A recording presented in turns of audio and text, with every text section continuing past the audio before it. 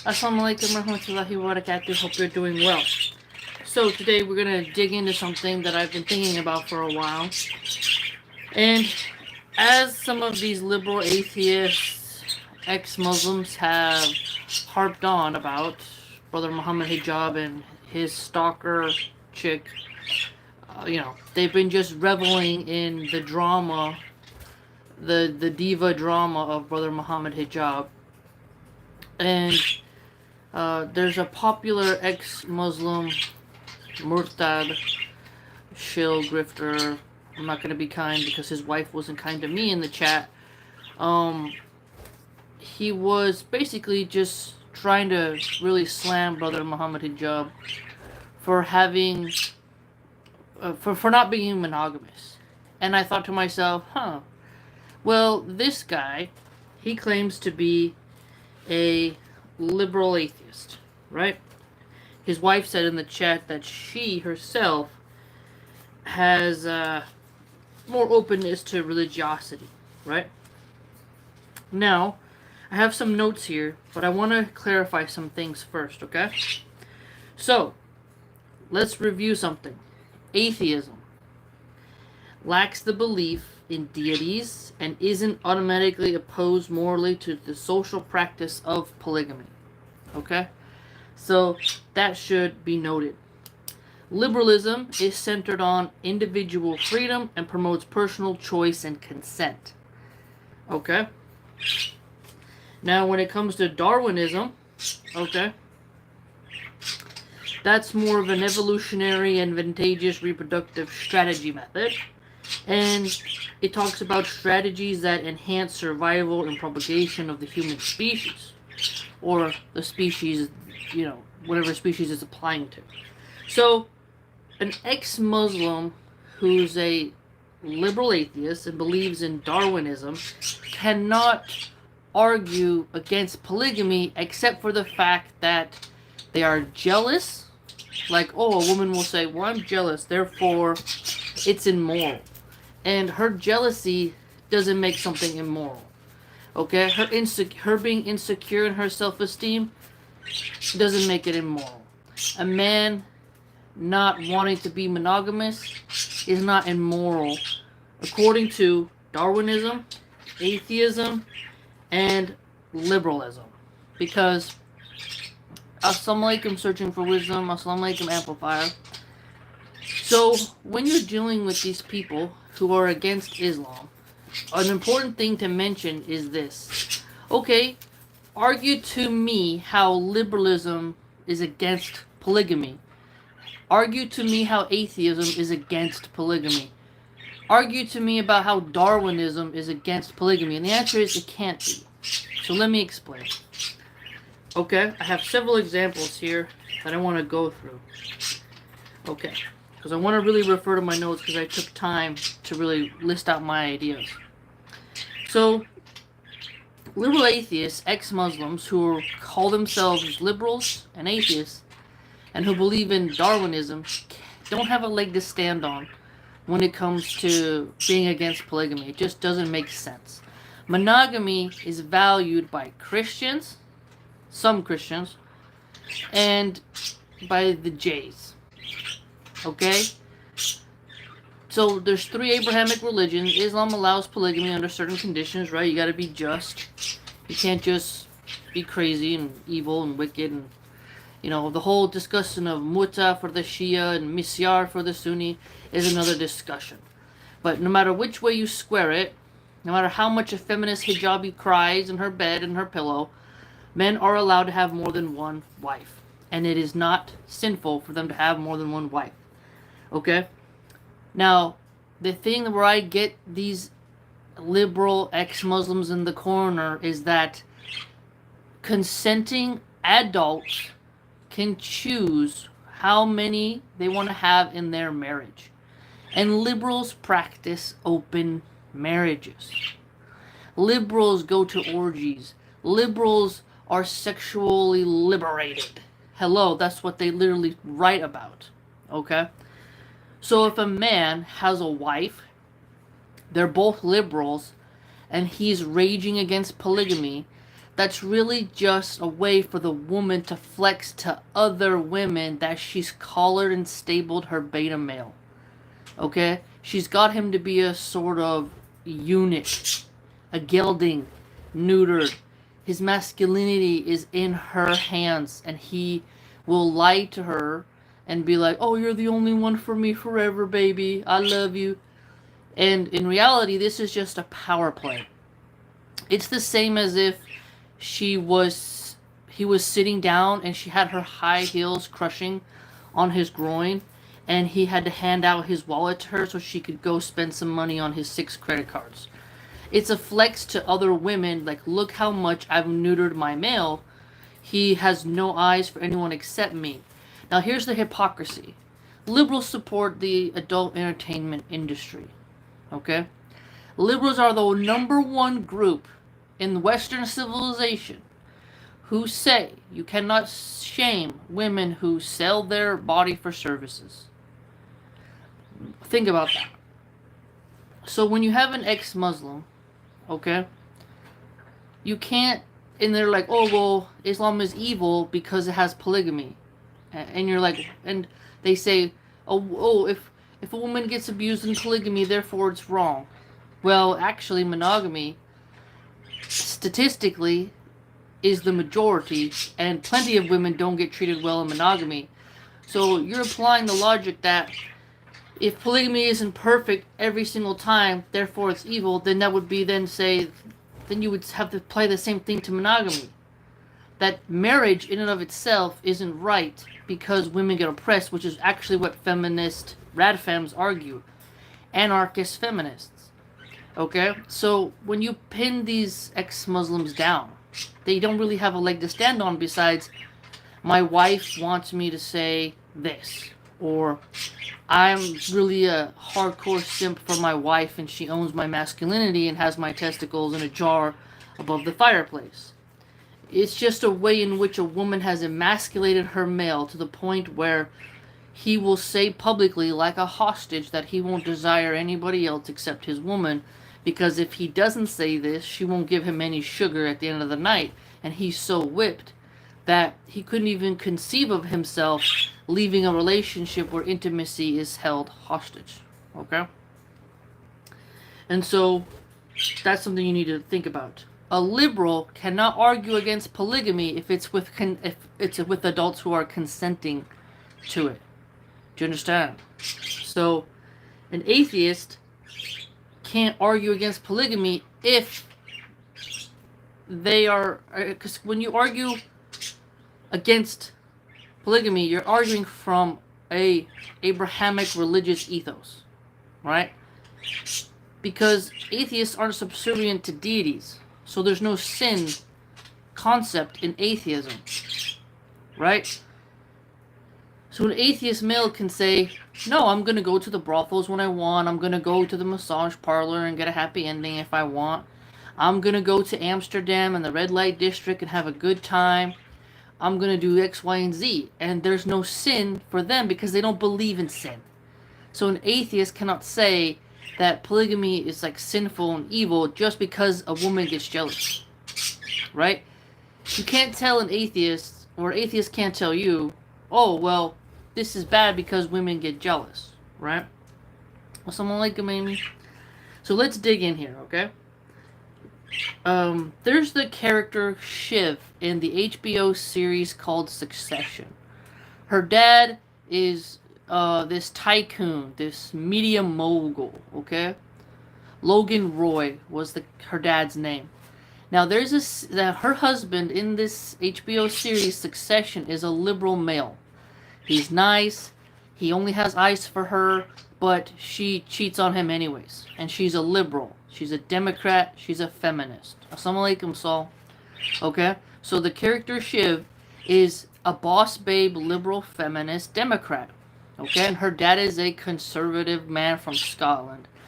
And in one of the scenes, follow me here, the dad tells her that you married someone beneath you because you're afraid to be betrayed.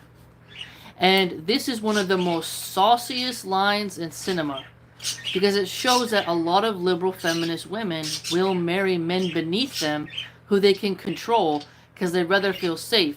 And then they cheat on their beta husband with, I'm going to use that term, I know it's cringe, beta, but they will cheat on their soft, submissive, liberal male with the more unorthodox, deviant male who's fine with sharing her, right? And then there's a scene where Shiv tries to have some type of threesome with, and her husband doesn't want it, but she wants it. Because what is this liberal feminist today? She's very open to experimentation. She's not for monogamy. And the character Shiv, who's the icon of the feminist liberal Democrats in this show, she even tells her husband on their wedding night, at their wedding party, that she doesn't want monogamy. Okay? And she permits her husband to go to a bachelor party with her brothers and go and do things with a woman at this club. And her brother, Roman, ends up dating the girl that did things with Shiv's husband. Okay? I know this is kind of complicated if you haven't seen the series. But I'm trying to make the case how in reality and in fiction and by their philosophy, liberal, feminist, Democrat women, on average, they will only shame Islamic polygamy because it's from a conservative religious perspective, when they will support a woman and a man opening up their marriage. Okay? Prime example, the Destiny the streamer. Now, his woman left him for a very feminine male. Okay? But she allowed him to sleep with men and women, and she went and slept with people too. They had an open relationship. They were liberals. They were sexual liberals. They were atheists. And they believe in evolution, in Darwinism. So when an ex-Muslim like Abdullah Samir, who calls himself the friendly ex-Muslim, comes out against brother Mohammed Hijab and Islam because a mentally ill, disturbed stalker woman wanted to do a no-strings nikah with him, something along those lines, and then she was complaining that she couldn't be the main character, and the main woman goes on a tirade trying to tell, she's cursing brother Muhammad Hijab's children. She's saying that she wants his kids to die from cancer. She wants to talk to the devil, and the ex-Muslim Abdullah Samir, who has a channel on YouTube, he does a live stream today painting her as the victim. And it's like, it's so bizarre. He called me a misogynist in his chat today for pointing out how you can't just blindly believe a bitter, psychotic ex-girlfriend, ex-wife, right? You gotta have more discernment, but Abdullah Samir just wants to try to make Islam look bad. So what am I doing here? Well, I'm going to expose how Abdullah Samir doesn't really understand that he can't argue against polygamy from a liberal, atheist, Darwinist perspective, okay? Assalamu alaikum, Saul. As for Destiny's marriages is concerned, on whatever podcast they were confronted, the host showed a video of Destiny's ex-wife dancing with, dancing with Abba and Preach, that, I think it's, with Abba. Yeah, they were dancing.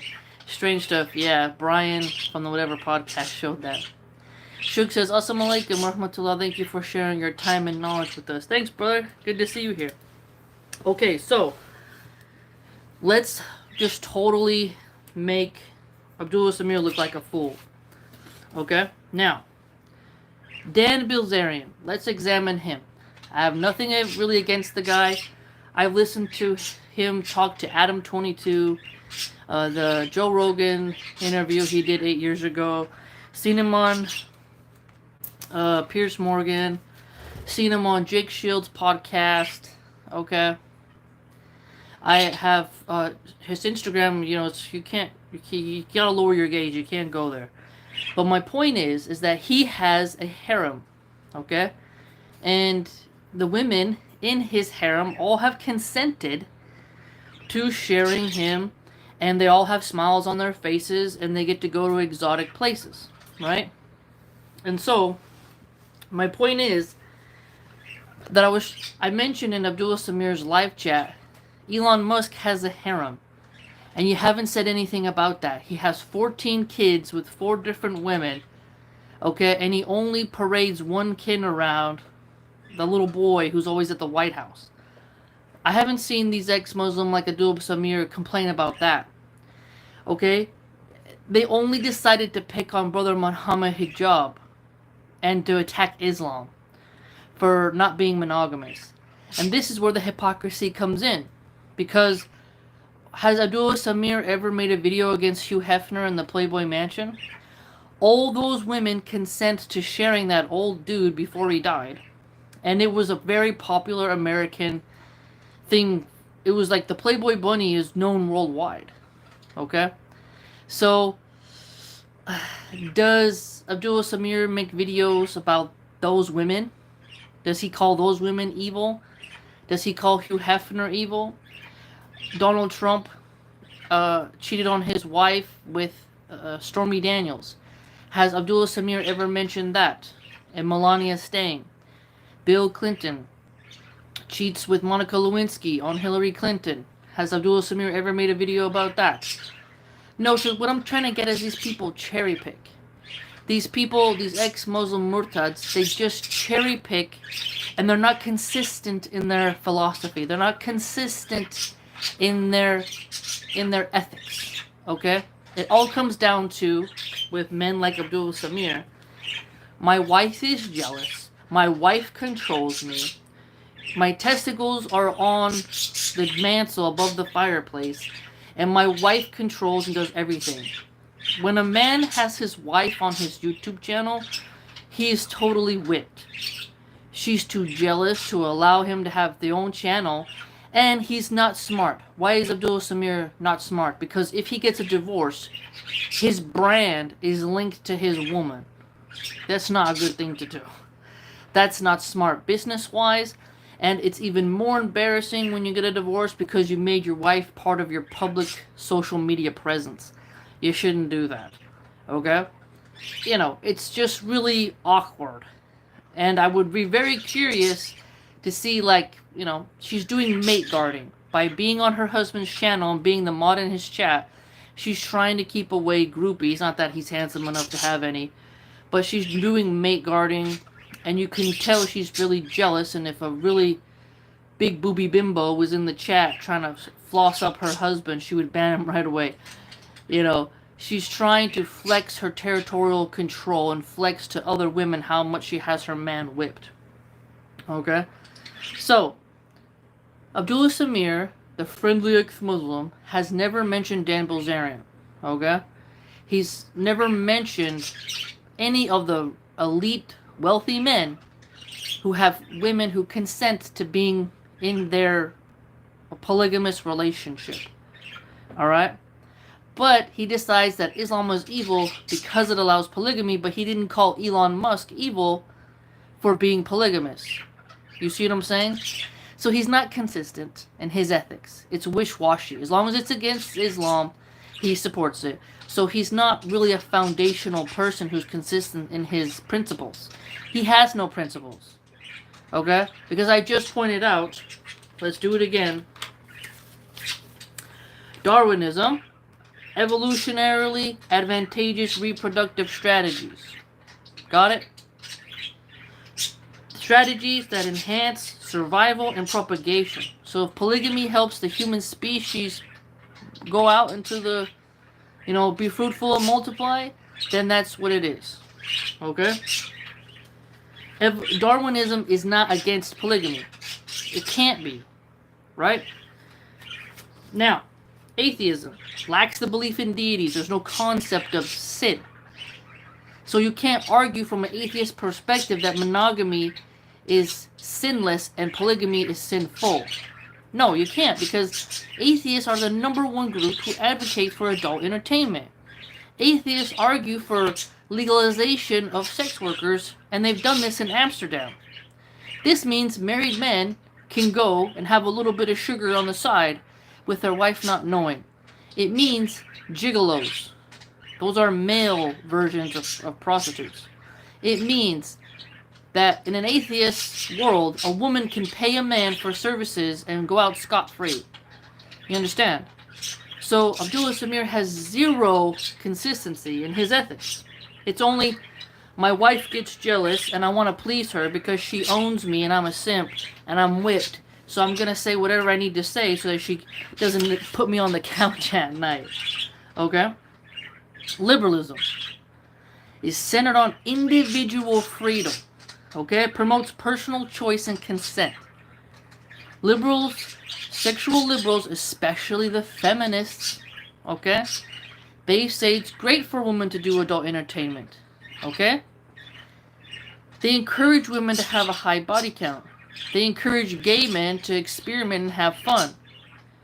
A lot of liberal women have open relationships. Okay? And they call themselves sex goddesses. Very strange stuff. Okay?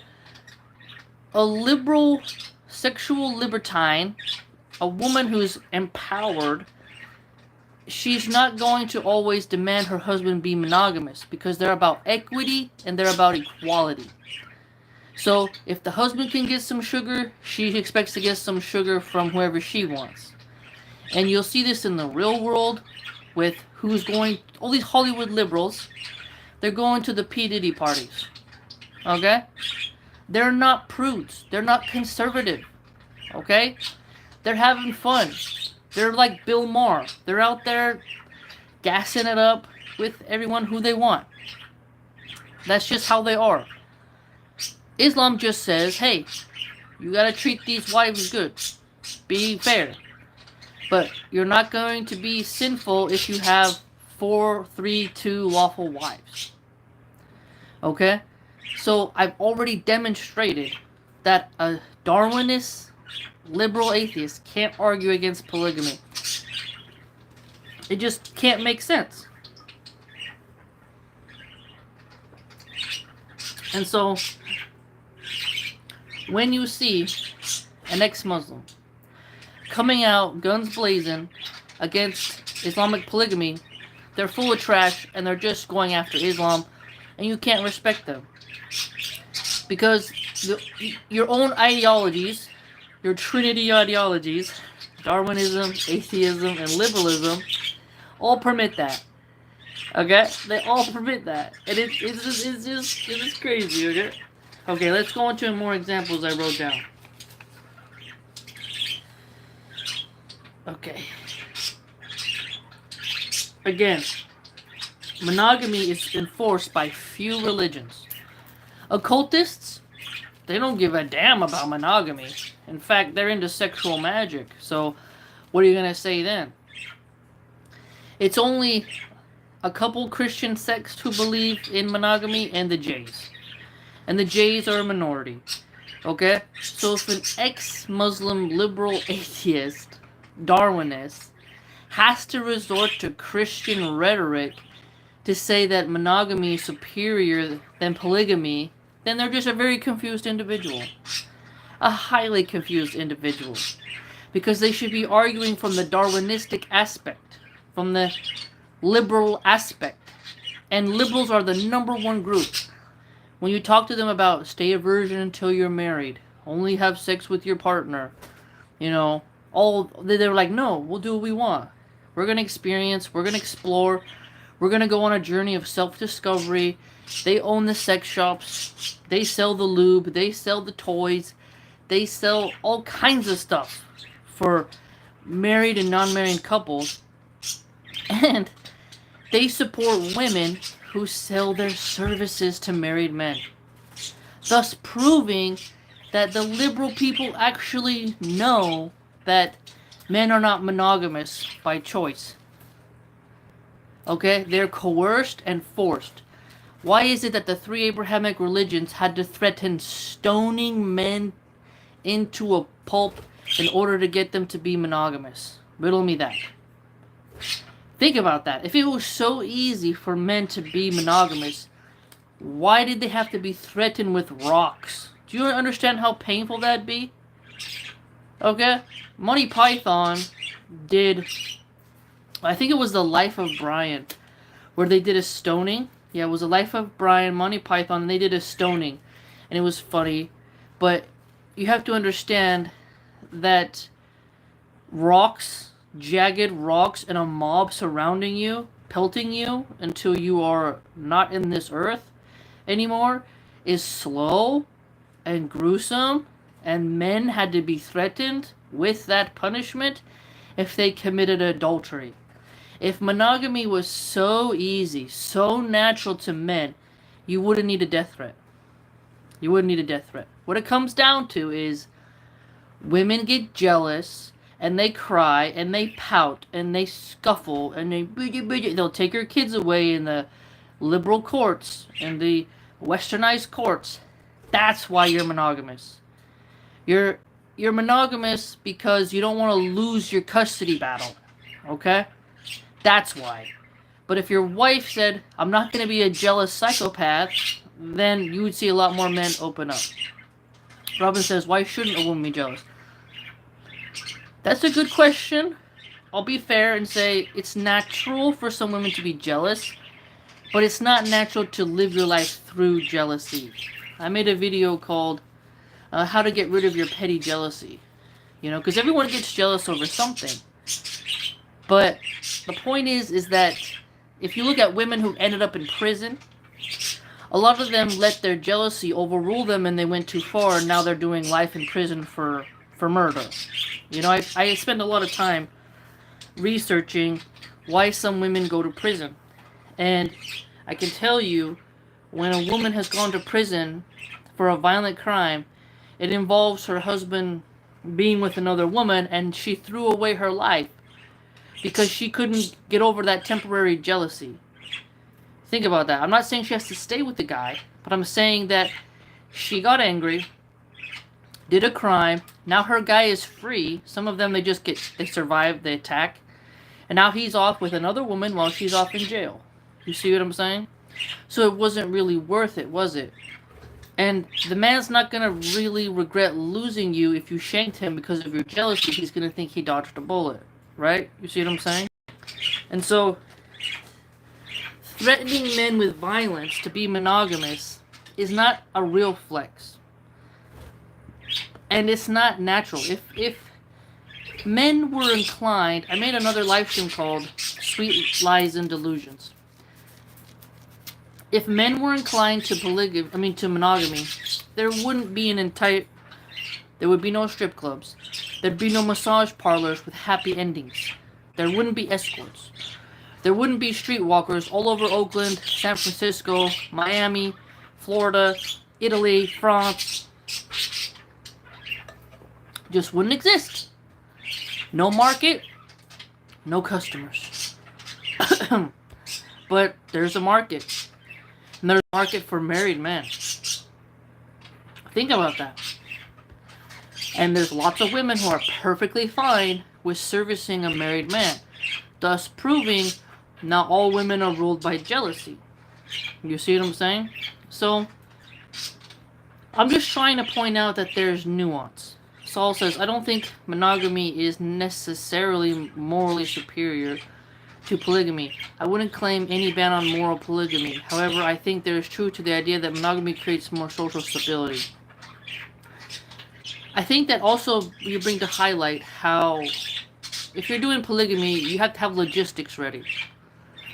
You can't just have like a bunch of baby mamas and never do your job as a dad.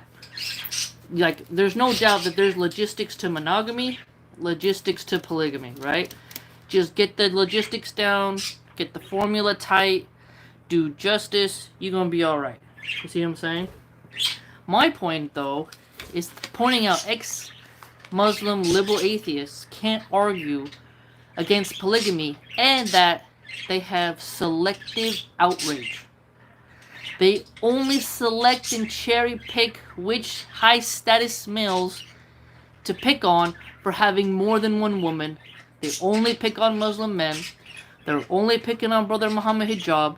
They're blindly believing everything the crazy woman says. The believe all women lie. Okay, as if women wouldn't lie about things to get fame, to get attention. And one of the people in the chat when I was on Abdullah Samir's live stream, said, "Oh, why would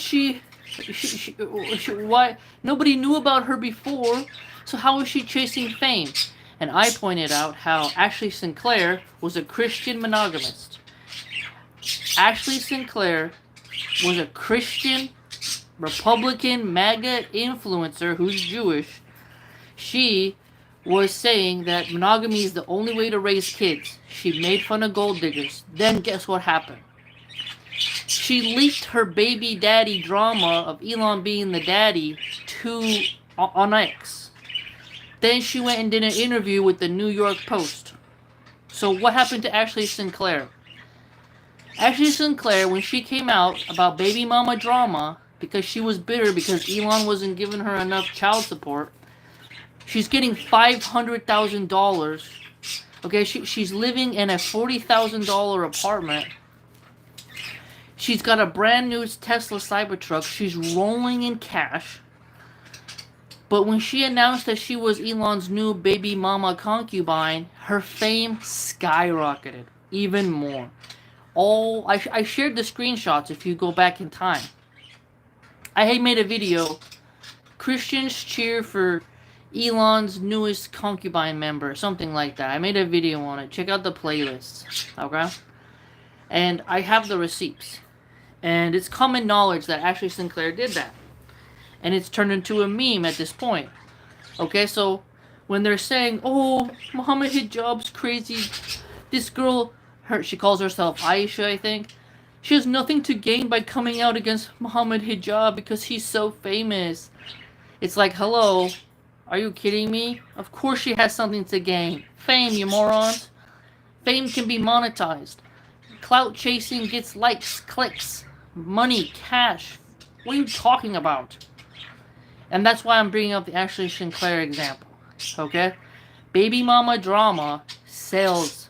Ex-girlfriend drama sells. Look at the show The Real Housewives of Atlanta.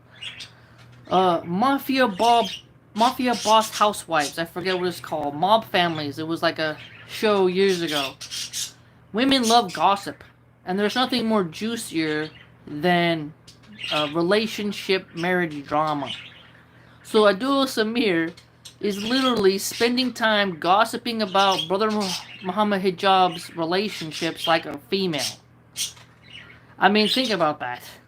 There's so many educational things to cover, but this guy decided to do an hour and 40-something minute live stream about a chick who said, you know, she wants Mohammed Hijab's kids to get cancer. And he's framing her as the victim. You gotta be kidding me. So, let's continue.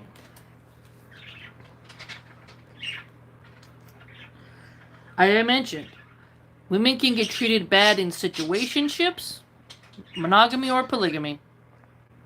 Period. So you can't say, well, some people do polygamy wrong, therefore it's evil. Well, some people do monogamy wrong. Are you going to say it's evil too? Come on now. Situationships, what's that? Where you're kind of like F-buddies. You're not in a relationship, but you're like close and you're a booty hole. And some women, they end up not liking that situation. Friends with benefits. Open marriages. You see what I'm saying? Think about it. Think about it. Everything I pointed out now just goes to show these ex-Muslims attacking Brother Mohammed Hijab are not consistent in their ethics. They're not consistent, and their own ideologies that they ascribe to themselves show that you can't argue against polygamy unless you are just a male who's like, I'd rather just have one woman because it's less drama. Or my wife will divorce me if I say I wouldn't mind having a second woman, right? You know, they're trying to survive and they're whipped by their women, and their women are the bosses in the relationship. And if you're a feminist boss babe, you know, you might like that. But again, there's other women who we can see what the woman is doing by parading her man and making him tell the world that he's monogamous. It's a flex. It is what it is. I'm gonna call a spade a spade. Now, I mentioned groupies in Abdullah Samir's live chat. Okay? Women can start off wanting to be groupies. And then they want to change. They want to be the main chick. And in the monogamous system, the groupie has to push out the first wife so she can become the new queen. Right? Competition. Polygamy cuts all this mess out. Alright, share the guy. But monogamy says no. No, you can't. It's one or done. That's it. Forever. Till you die. And as a woman hits 40, as your body gets tired, and a perfectly built 20-year-old is fawning and throwing herself at your husband and giving him thirst traps, it's very hard for him. It's very hard for him. Okay? And groupies are everywhere. Groupies, all the brothers in Dawa have groupies, okay? It is what it is. Women will have simps who do thirst traps, like Instagram models have simps. Brothers in the Dawa are gonna have groupies because some women are prone to being groupies. So Abdullah Samir, he thinks you can just walk around, that friendly ex-Muslim guy, and believe everything a bitter groupie says. This guy is delusional. Okay? It's like ridiculous. Do you know how many women will just make up lies about a guy to get custody over the kids, to ruin his career, to sabotage his new marriage? Oh my gosh. I'm telling you, women have to be honest that just because a woman cries doesn't mean she's telling the truth. You gotta watch more true crime. You gotta see how women can cry on demand. Women can have this, like a serpent's tongue, and spit the most asinine things, and you're like, what? This woman is crazy. So, this chick said, the lady who likes Mohammed Hijab, I saw the text and she was like, oh, I'll give up my rights, blah, blah, blah, blah. She said she thought Mohammed Hijab was a god. She was like so in awe and impressed by him. She's a groupie. That's what we call a groupie. Okay? Men have to be careful of groupies. You gotta be super careful these days. Okay? Because a groupie will get you into some serious trouble. Serious trouble. And some groupies are really, really attractive. So that makes it even more difficult. But I try to tell brothers, there are women who will honeypot you and trap you just to sabotage your dawah, just to sabotage your reputation. Women can be absolutely crazy. You don't pick the groupie. The groupie is the one who sets you up as an idol. If you want a second, third, fourth wife, it's better, and you're a dawah person, it's better to pick somebody who doesn't even know you do dawah online. Because then you know she's genuine. Okay? But if a woman knows you're famous, and she's flooding your DMs, and she just won't leave you alone, that's a red flag, and she's probably psychotic, and you need to be careful, and she probably needs medication. Okay?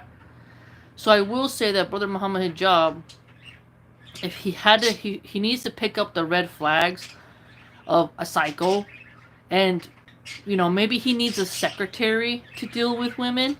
I'd argue no more direct contact, have a secretary, and filter everything through the secretary, because this psychotic groupie that he has is really just allowing these psychotic ex-Muslim obsessed people to just be like, oh, well, polygamy must be bad because this soccer psycho woman, she's not happy with what she asked for.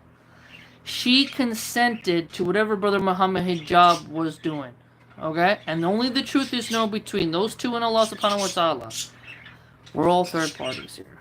Okay? Now, beware of groupies. Another point, sex cults. Liberals are part of a lot of cults where they share each other. If there's phallus worship, okay? There's the vagina goddess cults. Now, I'm in California, so I see all kinds of weirdos. Okay? In California, I will see women doing paintings. Like, when I was a butcher, my coworker, his wife was a painter. She would paint pictures of vaginas and sell them. Okay? Assalamu alaikum, Arabian, Meme Lord, and Bani Ishmael. Now, I thought that was creepy. But a lot of feminist liberals paint paintings of female parts and are really into sensuality, allure, and erotica. Okay? So, Abdullah Samir arguing as a liberal against polygamy doesn't make sense. It doesn't. Because when you know real liberals, they are not prudish, you know? You're not prudish. And it's just how it is. You know, I've seen too many liberals to be convinced. Now, he lives in Canada. So, maybe he doesn't see what okay, so like you can call California as the capital of Western liberalism. And San Francisco is like the Hunger Games capital of liberalism, okay? They're the ones who set the tone for the world, and San Francisco is their hub, alright?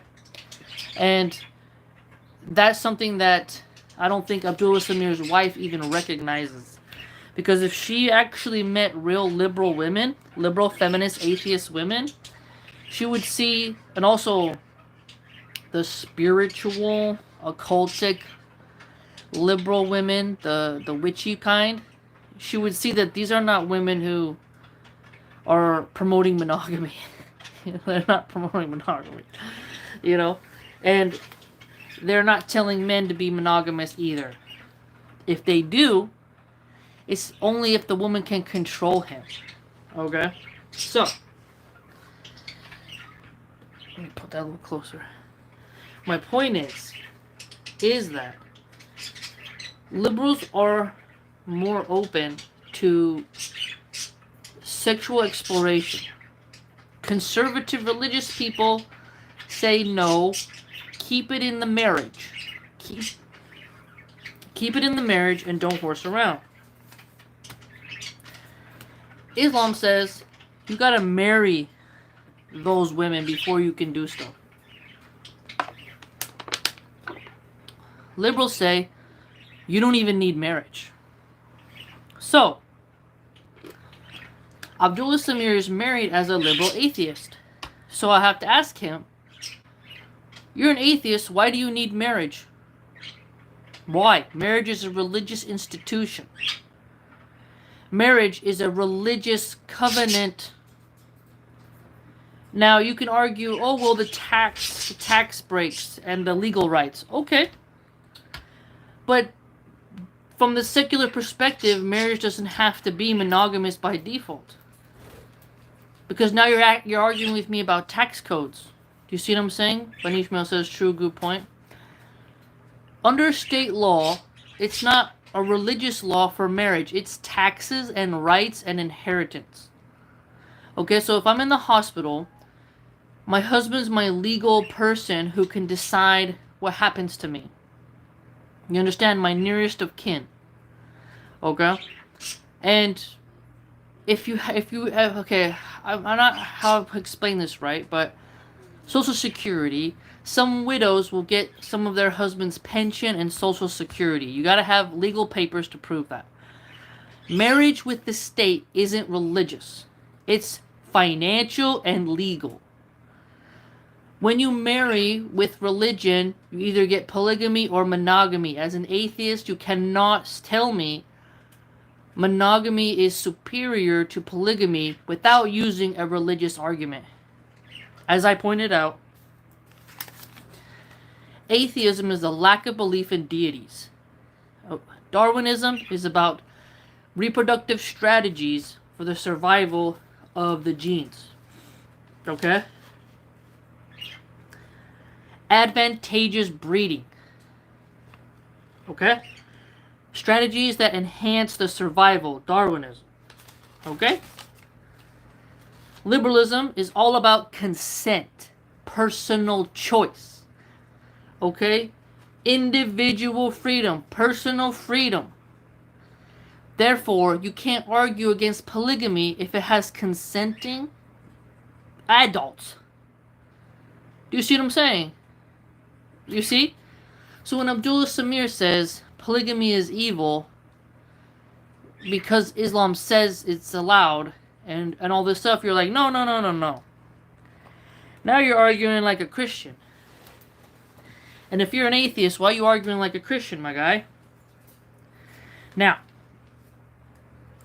there's also a lot of goddess cults. And what are the goddess cults? These are women who are really into sharing themselves, sharing their men, exploring other people's bodies, and they're not sexual conservatives.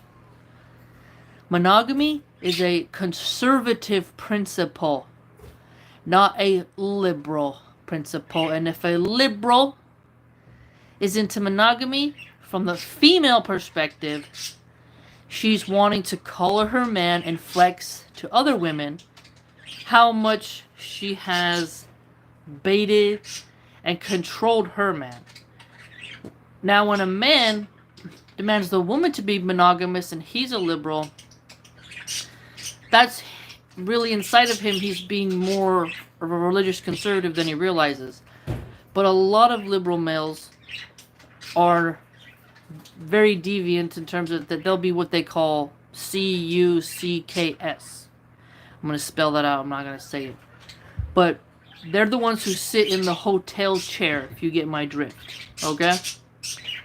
Alright? Kanye West is a liberal, even though he had his Christian phase. You know, making his woman, his ex-wife now, take off her clothes and wear a see-through dress on the red carpet.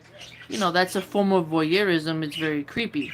He wants other women and men to look at his woman, and he shares adult content on his Twitter and then deletes it. And he was married to an occultic, witchy woman, Kim Kardashian. Hello. Okay? And Kanye also owns his own adult entertainment company. So Kanye West has his own sex cult. Okay? Kanye West is not monogamous. He's got groupies up the yeehaw. Alright? My point is, did Abdullah Samir ever make a video about Kanye West's antics with his wife? No. Did he ever make any video about P. Diddy? I've made more blog posts about P. Diddy. Anything about that? All the liberal Hollywood actors would go to his parties. Even Ellen DeGeneres, the lesbian smiling talk show host. She complimented P. Diddy and called him cuddly. Did Abdullah Samir ever talk about that? No. See, the lady who's stalking Brother Mohammed Hijab consented to that. She consented to be the extra wife, from my understanding, or the stalker, whatever their situation crap was. He consented, she consented, whatever the details are. Okay? If she got burned and it went wrong, that's their drama. That's their crap.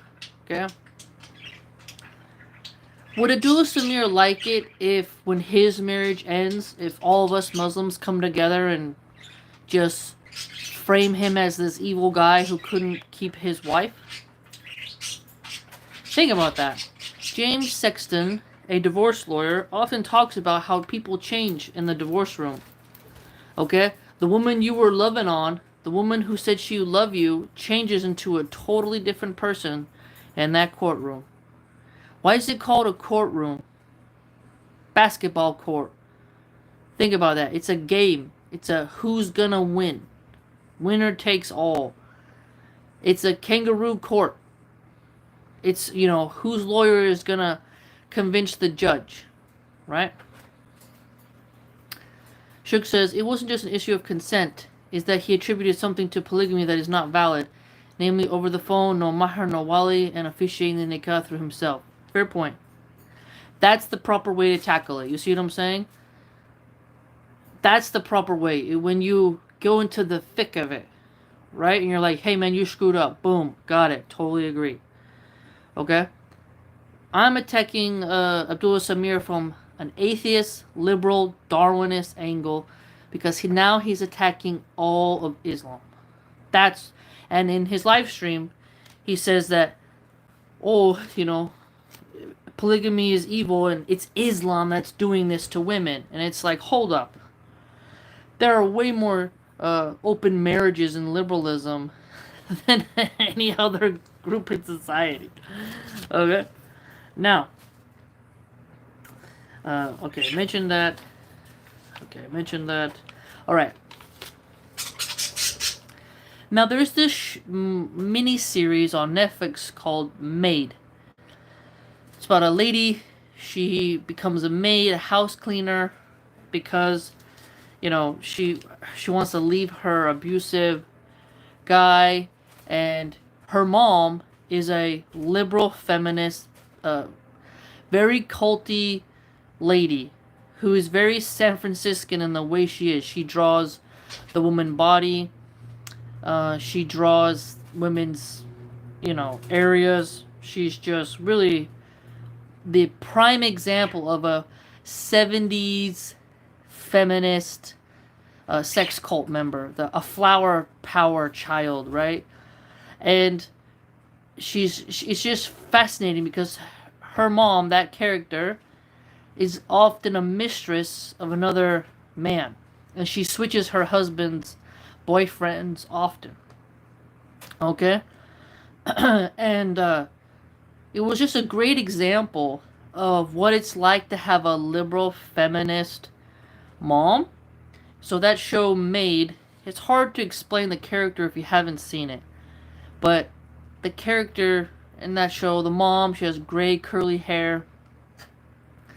She's that older generation of the sex cult people, okay? And so they did a good job, the writers, on capturing the personality of the older generation's liberal feminists and how they're really into the female body and, sexual exploration and adult content. So when Abdullah Samir is coming at Islam as hedonistic because it allows a man to have to maintain and provide for multiple women, I'm just like, okay, then you shouldn't be a liberal. Abdullah Samir, if he has a problem with polygamy, shouldn't be a liberal. Sorry. It just doesn't make sense. Shug says, I've observed the earliest videos by Abdullah Samir and also AP, and both mention lifelong struggles with depression and focus. I wonder how much this influences their decisions. Very good point. Very good point. Very good point. Now, I have pointed out systematically that liberals are more into women having higher body counts, women and men, especially, it's fascinating. Abdul Samir called me misogynist, but is he ever going to mention how the women in Dan Bilzerian's harem are perfectly fine with the lifestyle they have? He would say, oh, well, they like it, therefore it's okay. And it's like, so the situation that Hijab and this lady, Aisha, had going on, you have to look at what they both did wrong, but you can't say polygamy in and of itself is immoral and evil, and that Islam therefore is a bad religion because they allow polygamy. No, that you can't. Because then you'd have to say liberalism, atheism, and Darwinism are wrong. Because Darwinism does not argue against polygamy. Does not. There is no argument for it. Because it's about reproductive advantage. Okay? Mating strategies. And since Darwinists often look to the animal world to show natural selection, well, you have the rooster, you have the lion, okay? Yes, you have swans who, they have their partner. Yes, you have bald eagles who have their partner, but what else do you have? Anacondas giving birth to live young and then abandoning them. What else do you have? Sea turtles laying their eggs in the sand and the babies are on their own as they go to the ocean. What else do you have? I believe it's the sand shark and the great white shark. Their eggs all hatch in the belly, and only 2 offspring make it out, and those offspring have to eat their birthing mates in the womb before they can be given birth to. So it's a sort of a, there was a complicated word for it. It's they eat their own. The baby sharks eat their own in the womb. Okay? So what do you call that? Like, if you're going to take the Darwinist perspective and look at the world of the animal kingdom and say that humans are animals, well, you can't push monogamy onto the human animal. If because you're saying the human is an animal, you call them primates. There's no monogamous primates. Primates all are like bonobos. They're just going around hunky dunky, wanky panky. So you can't call humans these mammal primal Neanderthals and then say that they have to act like the Christian monogamy behavior of the superior enlightened creature. Doesn't make sense. It's not consistent. And so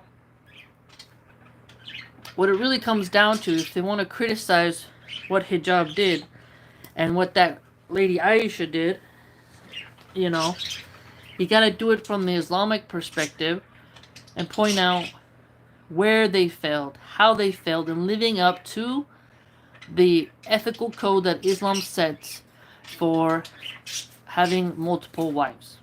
Okay? But a liberal cannot say that having multiple wives is evil, because liberals are not Abrahamic monogamists. When you dig into liberals' view on intimacy, relationships, they don't believe that you need to have that conformity. Bunny says, is it proven that they really secretly married? I'm not sure. I didn't spend too much time watching all the gossip because it just wasn't interesting to me. But I spent time hearing, I saw videos that showed receipts from both sides. But I just covered, the reason why I'm covering this now from my angle is because Abdullah Samir made a live stream where he was trying to dunk on Brother Mohammed Hijab and Islam because this relationship failed. So, Abdullah Samir is happy that that relationship, whatever it really was, failed. And he wanted to get rage bait views off of it. Shug says, in college, a lady said, well, dogs do same S stuff, so it's natural. I said, wait, don't dogs also eat their own vomit waste and clean their right public? This isn't about that. Yeah, that's funny. That's true. That's really funny. Yeah. So, again, when you're dealing with the ex-Muslims, ask them, okay, so you're a liberal, right? Tell me what liberalism says about polygamy. Okay, now tell me about, how can you argue from a liberal perspective? The definition of the word is the opposite of conservative. A conservative conserves tradition. And whose tradition are you conserving? Right?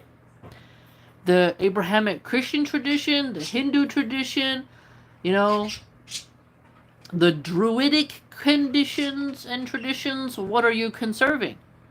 What are you preserving? And they'll say like, okay, whose monogamous tradition are you conserving? Because the state, from a secular standpoint, is looking at monogamy from a financial aspect, not a moral one. Right? Assalamu alaikum, Renaissance man. And so, it's just fascinating how you can corner these ex-Muslims where they think like, oh, I gotcha Muslims, look at this failed relationship, therefore Islam isn't true because some crazy lady in hijab had a failed relationship. It's like, what are you talking about? It's just crazy. Absolutely crazy. Because a liberal is about individual freedom, whereas religion is about the group consensus and obeying the law of your creator. We call ourselves So for example, we call ourselves the slaves of Allah, right? We don't really necessarily have individual freedom to the extent that we will disobey Allah subhanahu wa ta'ala. Now we may sin and disobey, but we can't feel good about it. A liberal atheist has their own creed, and they get to promote their personal choice. And to them, the word sin doesn't exist. You see what I'm saying? That's my point. Because an atheist, no deistic creed applies to them. So, when you're looking at Abdullah Samir, these ex-Muslims, and they're shaming the failed relationship or drama, baby mama drama, girlfriend drama, whatever is going on with hijab and that crazy lady, you know, you gotta just look at it like, hey, okay, Steven Crowder and his wife Hillary were both virgins on their wedding day. They're both Christians. His marriage failed. Does that mean Christianity therefore isn't real? Monogamy doesn't work because his wife Hillary wanted a divorce, and now she goes on X, uses his last name, and she gets paid $20,000 a month in child support, and she's claiming to be a victim? Okay? She had twins, and before the twins could even walk, she divorced him. She waited forever to get pregnant. Okay? They got pregnant.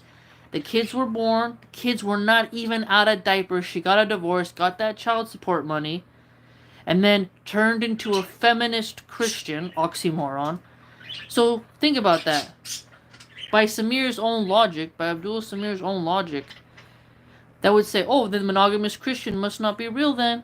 Must not be true then, because Steven Crowder's relationship failed. They would say, oh, no, that's different. Okay then, you don't get to slander polygamy and slander Islam because whatever the heck hijab and that chick had going on or failed to do, you know, messed up. You see what I'm saying? So I hope you can go through this entire live stream.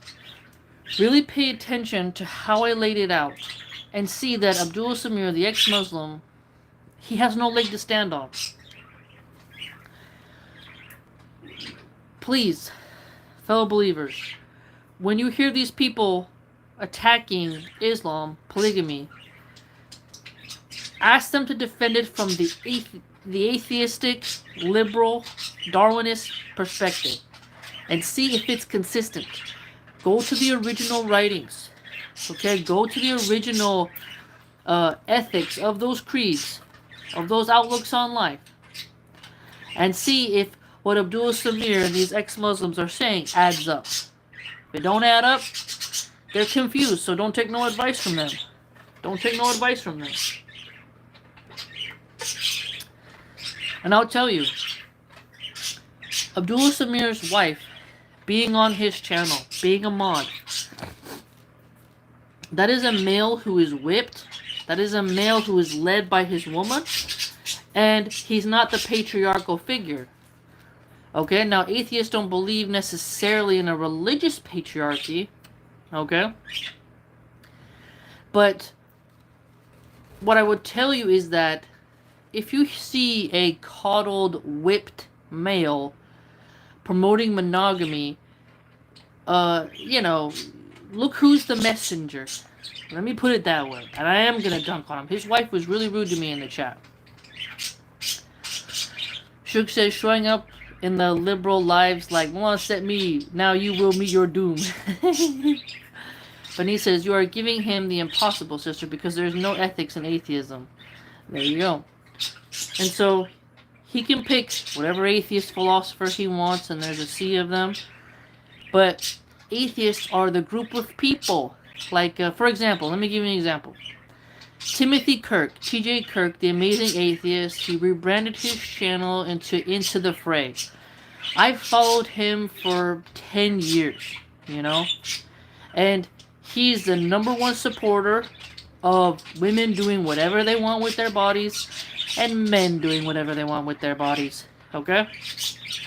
So, atheist is the most, TJ is the most hedonistic liberal atheist out there besides Vosh, The guy Vosh. Okay, because Vosh likes men and women, and Vosh is really into adult content. Okay, so Abdullah Samir would have to argue with those two liberal atheists for monogamy, and Vosh and TJ would literally crush him from the atheist liberal standpoint. Checkmate, boom, you're done. Okay?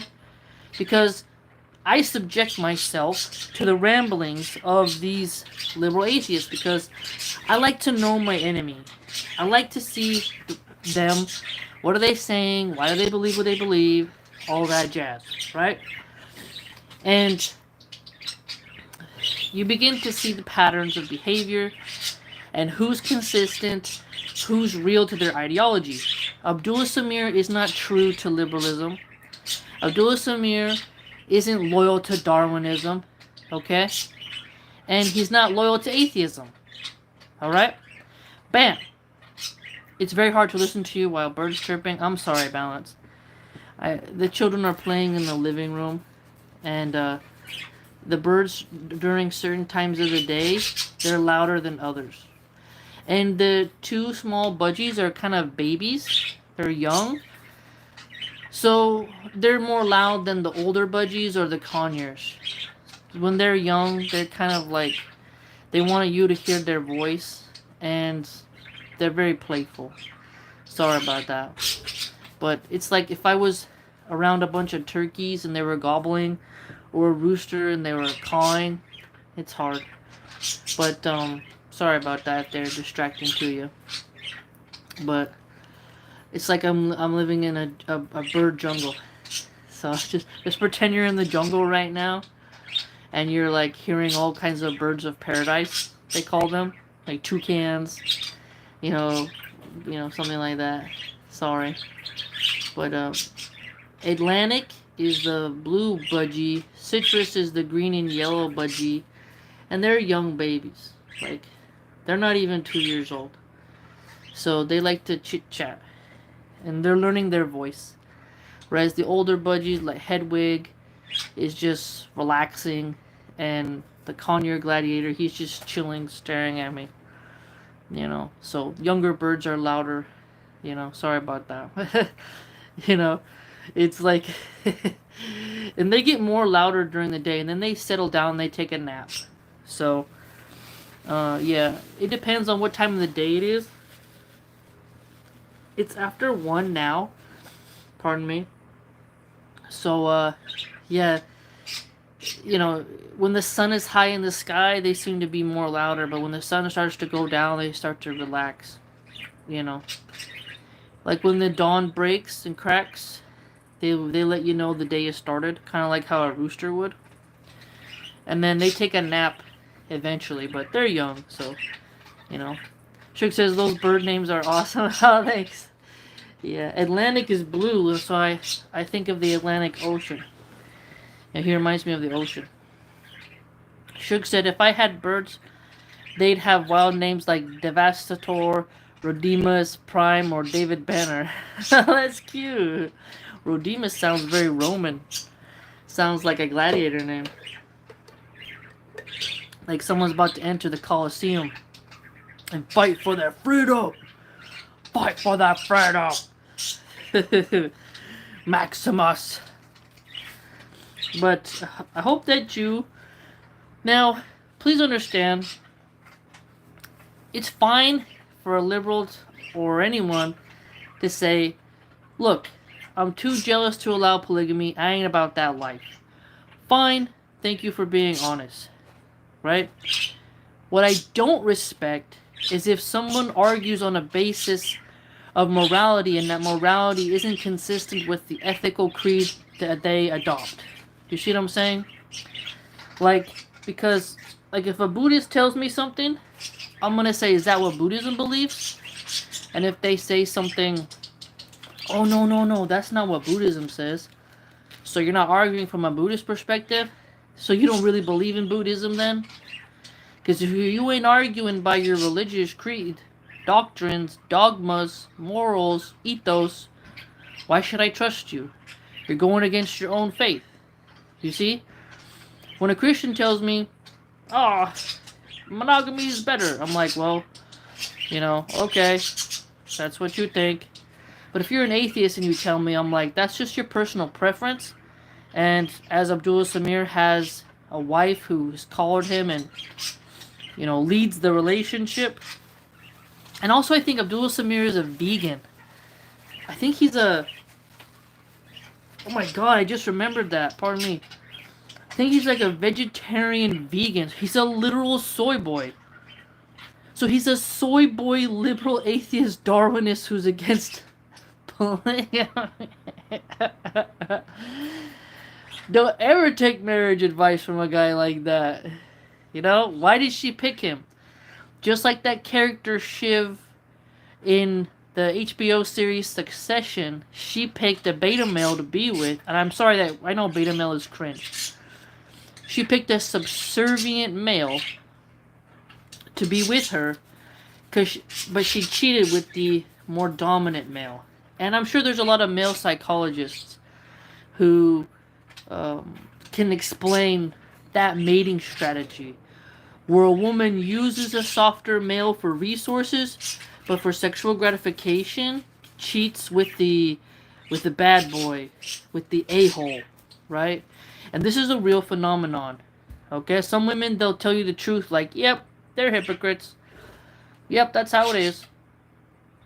And they'll just be straight up. But some women will lie and be like, no, I totally chose the soft, effeminate soy boy because he turns me on. When in reality, it's about security.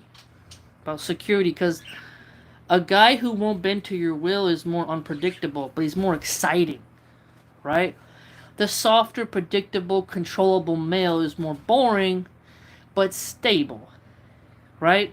And little by little, those women, they cheat on their men in girls' night out, hot girl summer. They go to France with their girlfriends, and they shag a waiter. It's just... I'm just pointing out some patterns I've noticed, some fictional examples that can illustrate my point, pointing out the definitions of the terms that these people apply to themselves, and how they don't live up to those standards and actually contradict those standards just because they want to find something bad to say about Muslims, Islam, and popular Dawah influencers. But again, I'll reiterate, brothers should have a secretary, a male, whatever, an old grandma. You gotta have a filtration system and not give women direct access to you, and understand that it's really easy to get honeypotted. It's really easy to get honeypotted. You gotta understand that when you become famous, I shouldn't say famous, popular, get notoriety, status, prestige, something like that, there's gonna be people who are gonna send women your way. Wow, there's a beautiful bluebird outside. What a beautiful bird. It's huge. Wow. There's gonna be people who send birds your way. Send birds your way. I mean, send women your way. Sorry. There's just an absolutely stunning bluebird outside. Looks like a blue jay. It's puffing up its feathers. It's just an absolutely gorgeous bird. But yeah. Okay, let's see. Have you heard of Nicolay Sinay? No. Islam, Amy, this is great. Amy says great advice. Violence is lying allowed in Islam. You're talking about taqiyya, huh? You're talking about taqiyya. I haven't studied the fiqh of taqiyya. But I have heard, like, if your wife says, do I look fat in this dress? And you say yes, you may damage your relationship. If she's someone who can't handle that. Now, my husband has told me, like, when I gained weight after the baby, you need to lose weight faster. Okay. That hurts my feelings. But he told me straight up, you need to lose weight faster after the baby. I don't like your body weight right now. I want you to be how you were before the baby. Okay. Understood. You see what I'm saying? So, my husband doesn't need to lie to me. Even I like that about him. But some women can't. They're like, no. Like if I buy something, a shirt, and I wear it, and my husband says that's an ugly shirt, I'm gonna get rid of it. Some men just won't bother telling their woman because they don't want to fight. So, does Islam say you can lie to your wife and tell her she looks good in something? I don't know, man. Sometimes you gotta bite the bullet and be like, yeah, like, if I cook something and it don't taste good, you better tell me. Other women, if you tell them the food tastes, like, really bad, they will cry and not want to cook anymore. And you're like, what do I do now? I can't tell this chick the truth. Because, you know, some women don't want the truth. They want to be lied to. So what is a husband supposed to do? If he tells the truth to her, she'll hate him, she'll cry, the relationship will get worse. You know, it's really difficult. So, maybe it's about what you're lying about, I would argue. You know, that's the thing that would make the most sense. Sadamese, hello from Casablanca, Morocco. Assalamu alaikum. Zayn, have you unfollowed Mohammed Hijab after his scandalous no-string marriage ticket wife affair who used to meet in hotels? I mean, I'm not going to unfollow him because he made that sin. No, I'm not going to unfollow just because of that. I don't like no-strings marriages. I made a video that says that you deserve a real marriage. Look it up. And, you know, I'm not into no-strings marriage. Balance says, kind of lie about having a second wife. I knew you was going to say that. I knew that was coming. I've heard arguments that a man does not have to get the permission and notify the first wife, but that it's common courtesy to do so. But that if you fear she's going to divorce you and not let you see your kids, that you have the right to hide that from her in order to exercise your Islamic right as a man. Right? So I've heard, you know, I've heard both. But if a man lies because he doesn't want his children to be taken away, I don't blame him. If he lies and she's a chill lady, that's messed up. I've told my husband, you wouldn't need to lie. If you want a second wife, third, whatever, fourth, have at it. Let me know. Stay clean. Do right by them. Make sure they're not crazy. I don't want no drama in my life. And he's like, oh, I'm fine. He works 7 days a week, 2 days double, 7 a.m. to 10 p.m. You know, I don't know how he could fit the time in.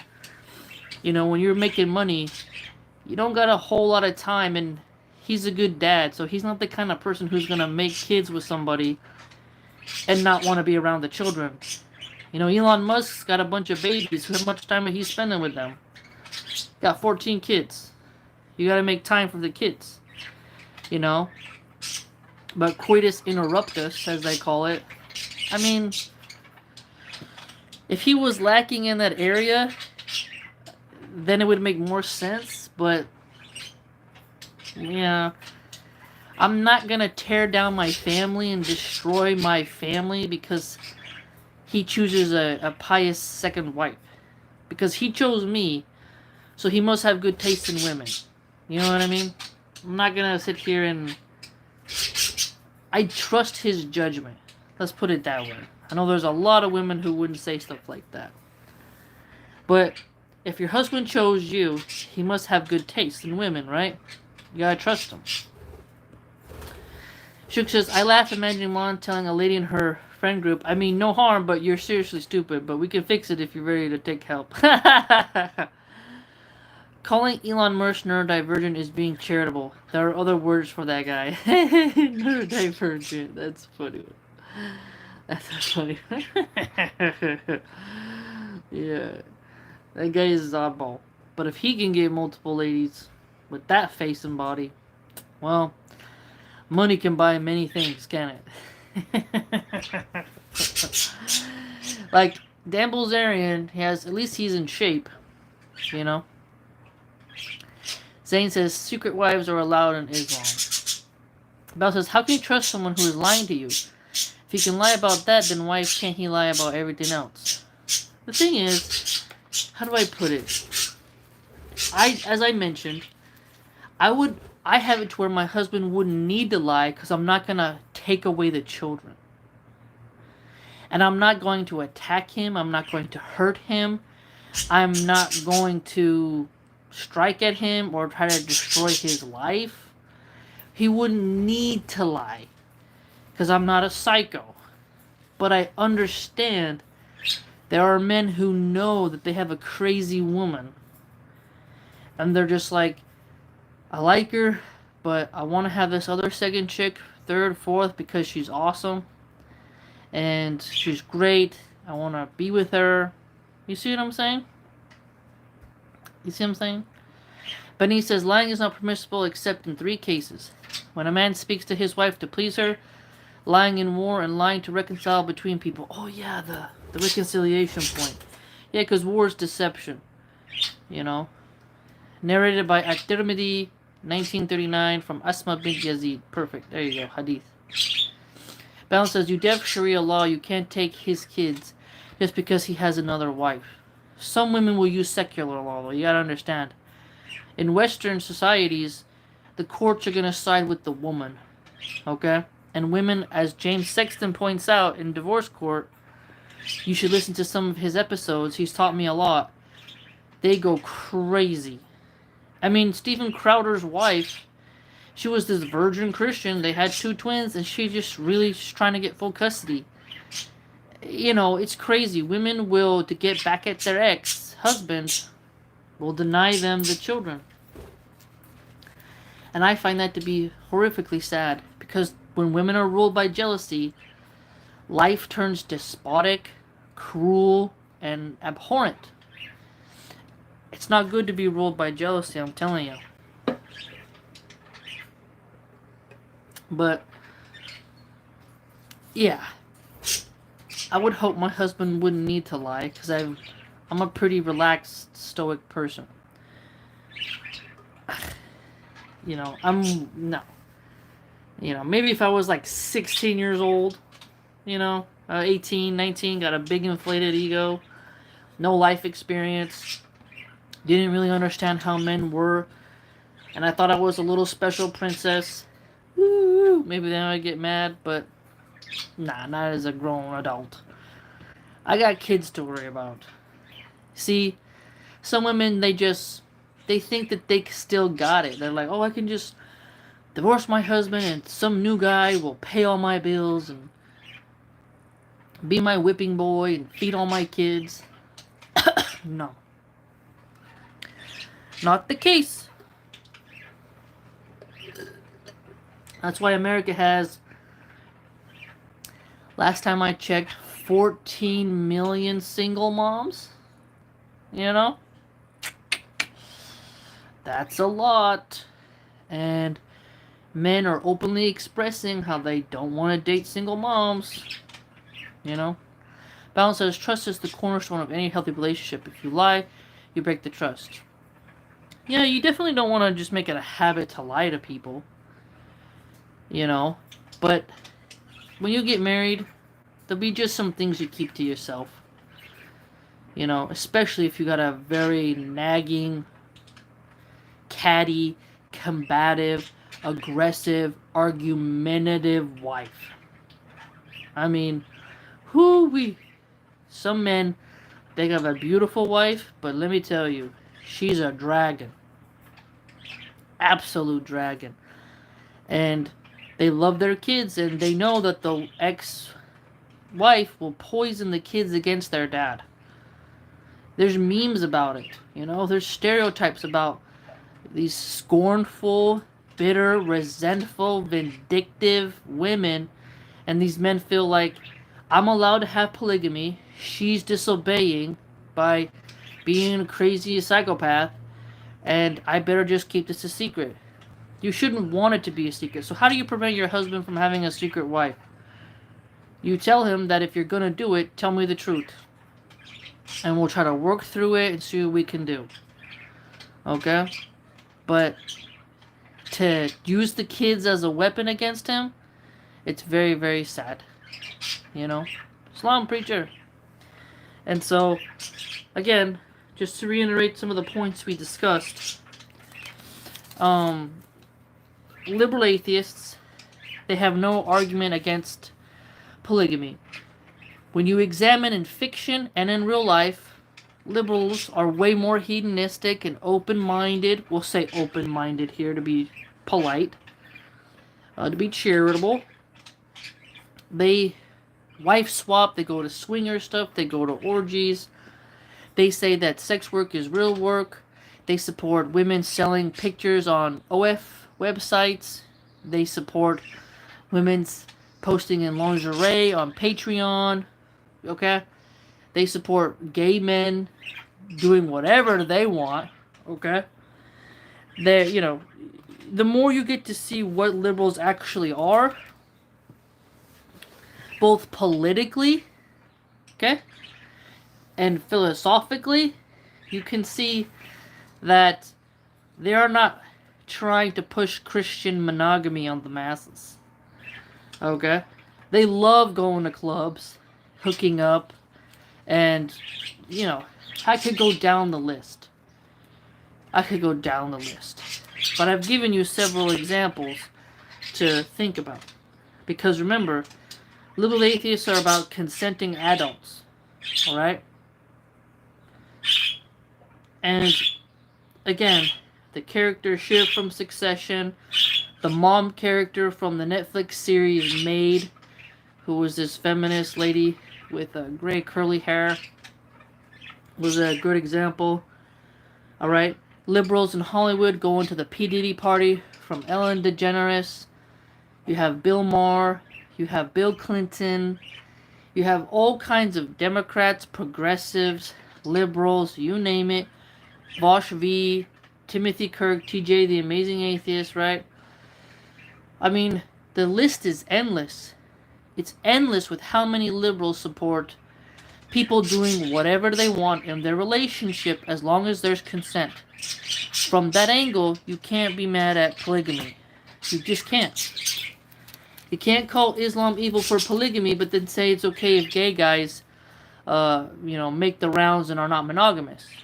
Has Abdullah Samir, the friendly ex-Muslim, ever made a video telling gay men to be monogamous? No. No, he hasn't. Okay, if he has, show me, but I haven't seen it.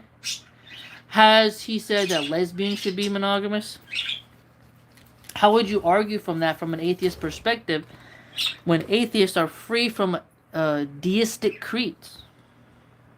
And if you're arguing from a secular point, the government's all about finance and law, not moral theology codes. You see what I'm saying? Okay, you say, well, America's a Christian country. Separation of church and state, baby. They're not a theocracy on paper. No, they're not. If they were, they wouldn't allow gay marriage. Hello. So they allow gay marriage, but they won't allow polygamy? Get out of here.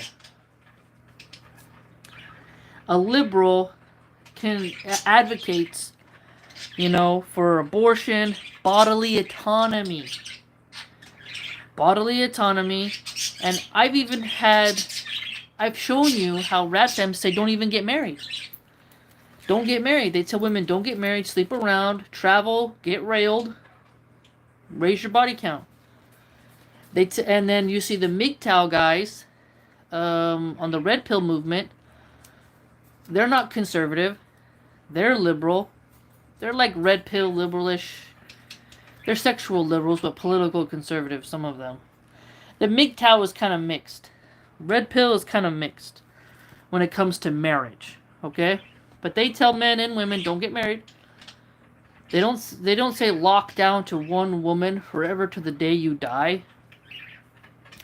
And I've pointed out, if you watch adult content, you are not monogamous, and you're proving monogamy isn't easy. You see what I'm saying to them? You know? So, I doubt Abdullah Samir would watch this whole stream. When I argue with people, I research them. I come at them from their ideology.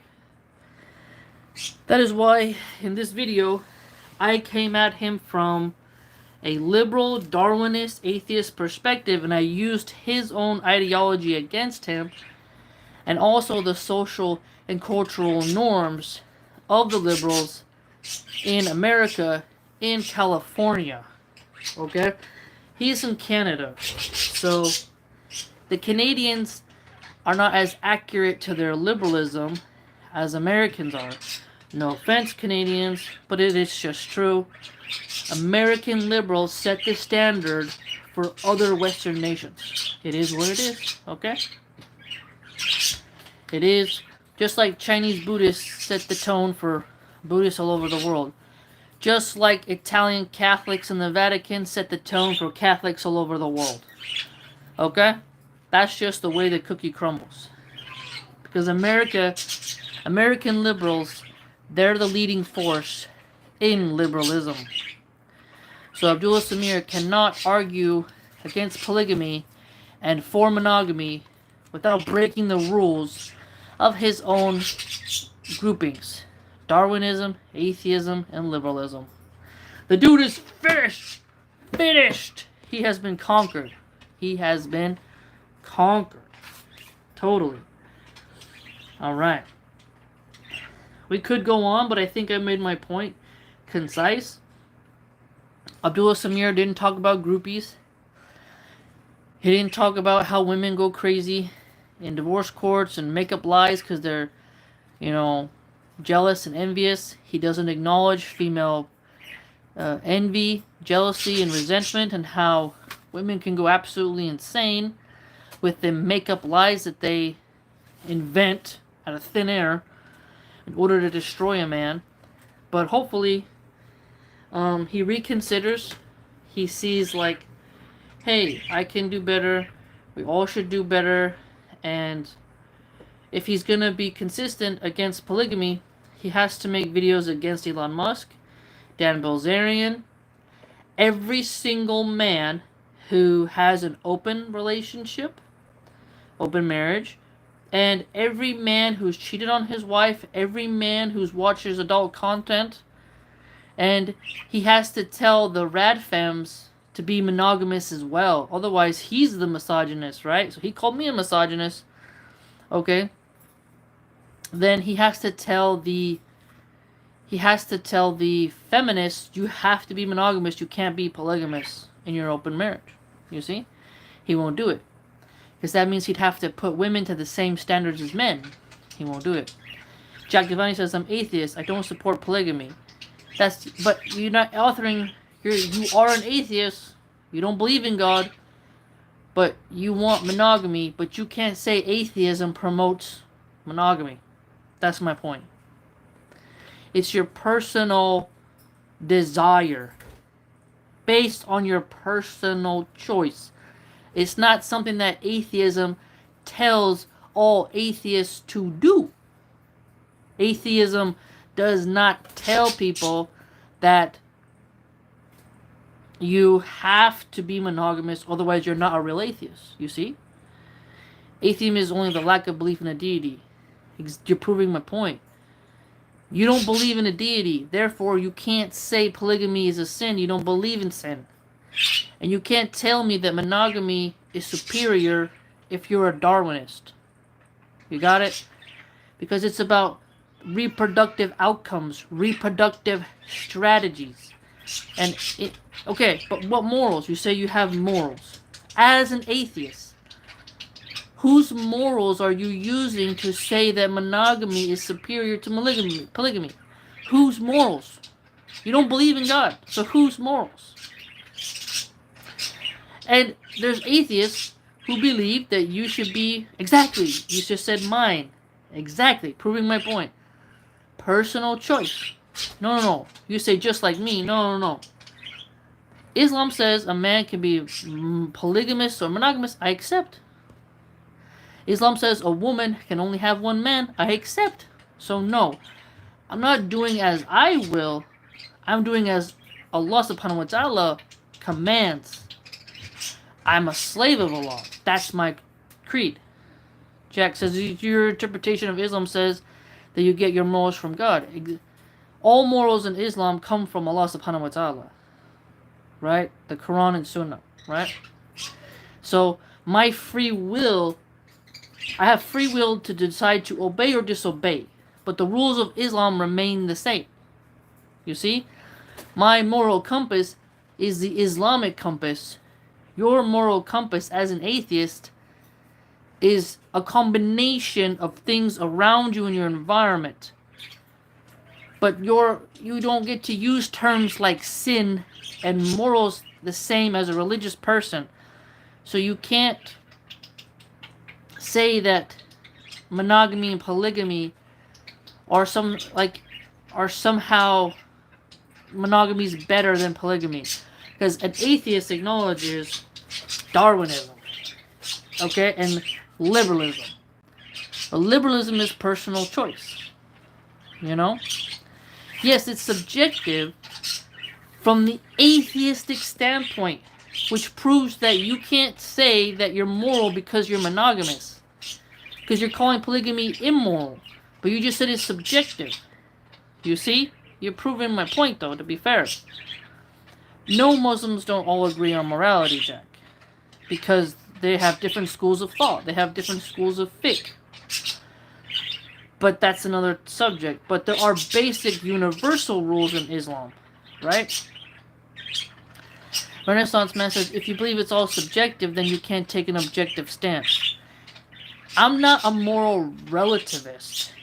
But an atheist is often moral relativism. So how can an atheist argue that polygamy is less moral than monogamy if you're arguing from a Darwinistic standpoint? You know?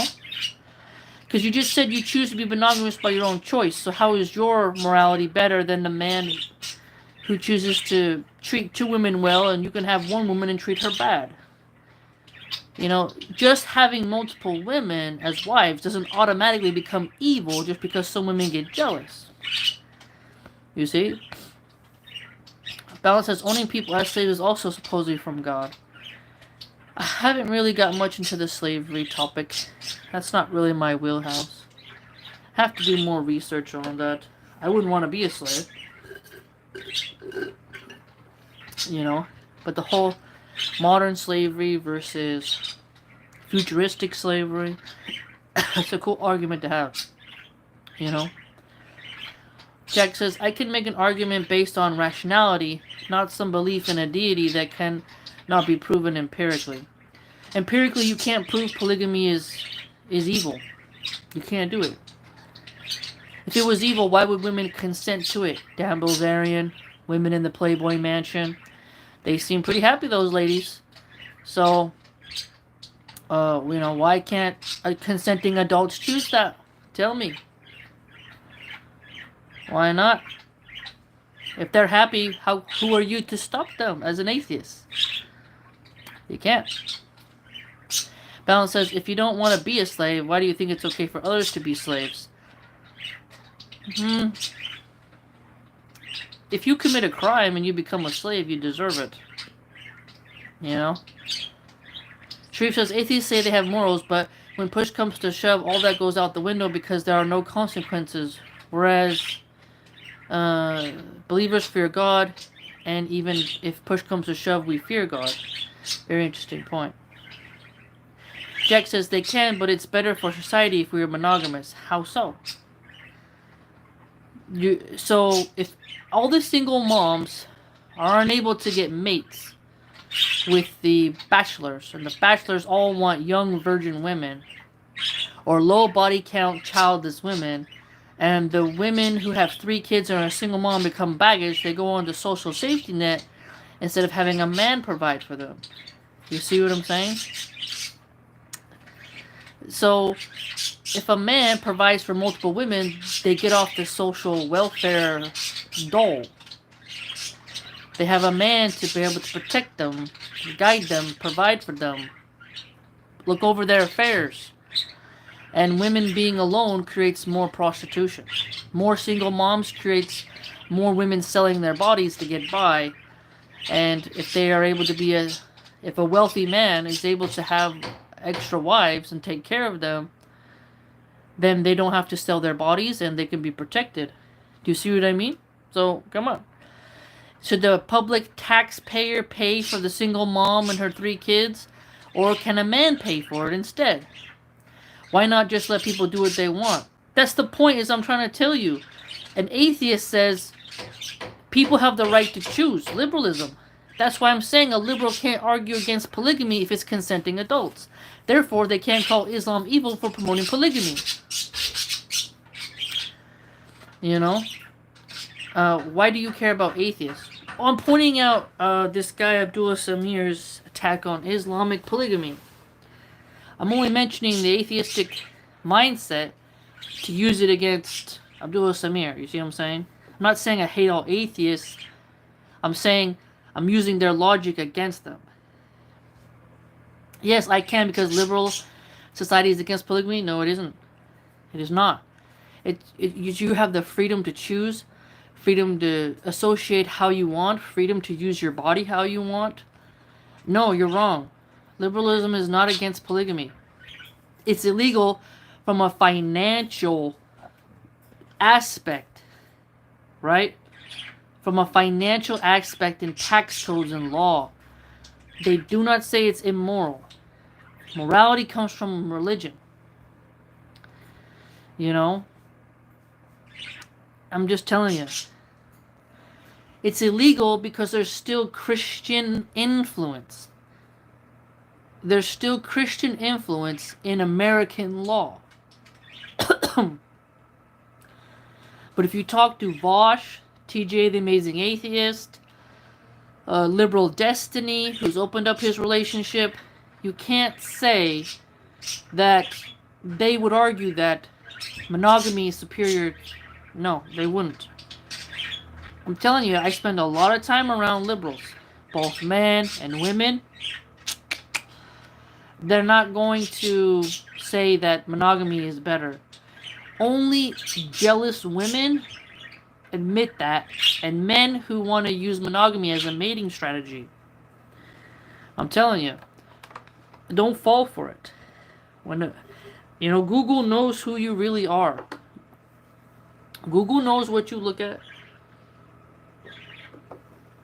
And so, I don't buy it. I don't buy the bridge you're selling. Balance says, how can you say, in the same breath, Islam protects women, but then allow men to own women as property? Okay, let me give you an example. I'm sure... Okay, how do you look at it? Your village is being taken over. The raiders have come. And there's one guy who, he's pretty crazy, and he wants to take all the captives and feed them to alligators. And then there's one soldier who looks at you, has pity on you, and says, hey, I'm going to take you as a captive and you can pick corn. And you'll be the slave, and then you can work your way to freedom. Oh, okay. What's better? The protection status of a confiscated slave, or letting the sadistic invading raider feed you to the crocodiles? Which saves you? And when you're dealing with soldiers in the heat of war, you gotta know that some soldiers' men are gonna go too far, but they'll respect property rights before human rights, because they don't want to have problems with their fellow man. That's a deeper conversation that a lot of people are not comfortable with.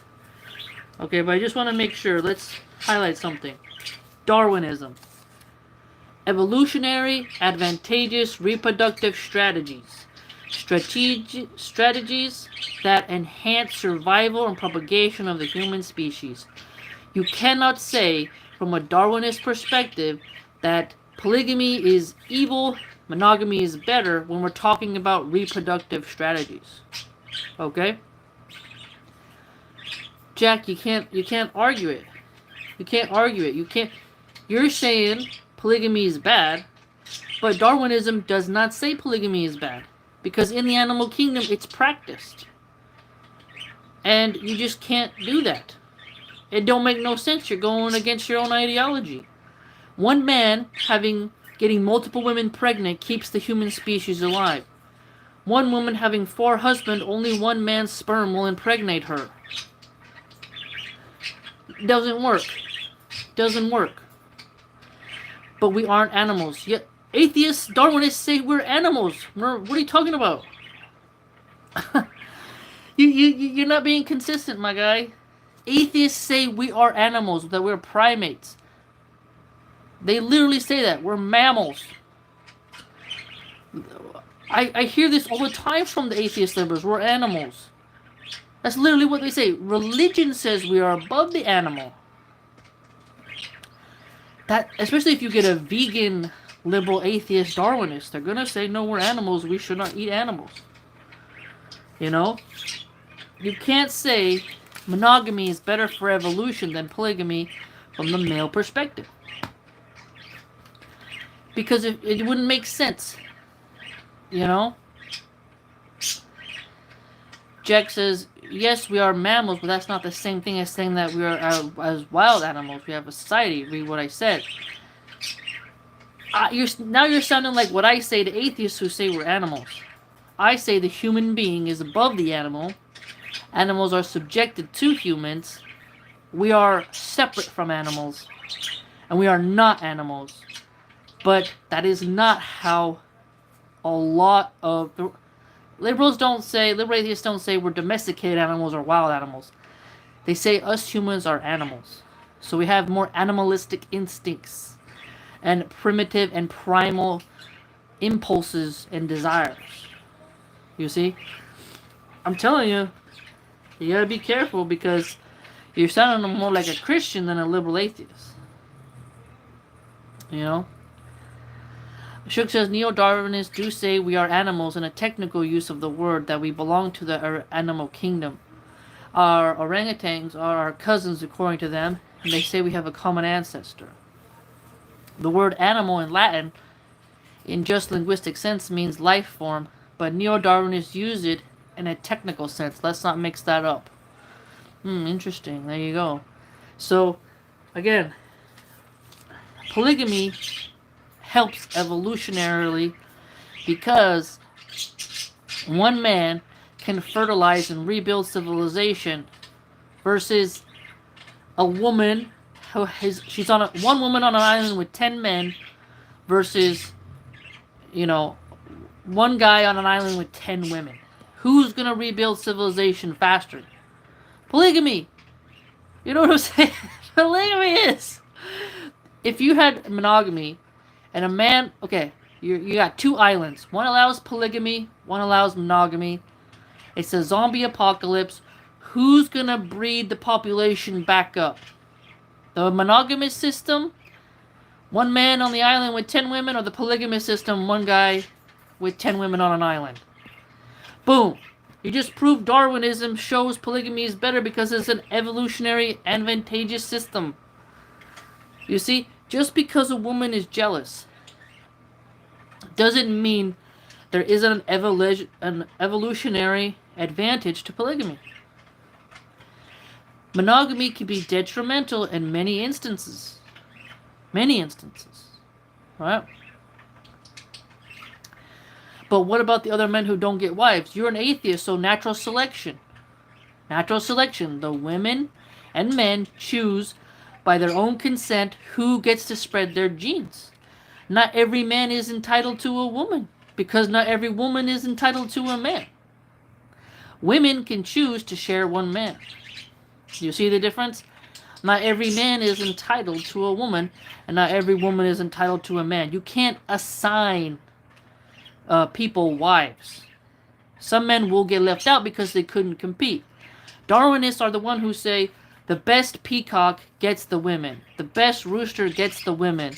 The best lion gets the pride. That's literally, the females get to choose. You ever seen those birds who do a dance before they breed? Spiders. Have you ever seen the spiders who do a dance to the female before they breed? The male turkey to the female turkey? They have to impress the woman in order to get breeding rights. Unless it's like some roosters just straight up go peck the hen. I mean, that's pretty brutal. Have you ever seen how ducks do it? People don't talk about how ducks are very, very aggressive in their mating strategy. Ducks just are crazy. Right? So if a man doesn't get a wife, he turns to crime, or his bloodline ends. Jack, but we aren't ducks. Yeah, but I'm talking about Darwinism uses the animal examples. Evolutionary advantages for reproductive strategies. Okay? I'm telling you, Darwinism examines all the animals. How do they behave? What's advantageous to their natural selection? Who decides what genes are spread forward? I'm telling you, from the insects, from the fish in the sea, from the birds that fly in the air. Come on. And that human women and men will select the best mates to do it, usually, unless the men do like Genghis Khan and go around R-wording people. You're not arguing from Darwinism. You're not. You know? So a society that promotes polygamy promotes crime by unmarried men, according to you. Polygamy, crime by unmarried men. No, you're making a correlation with crime and marriage.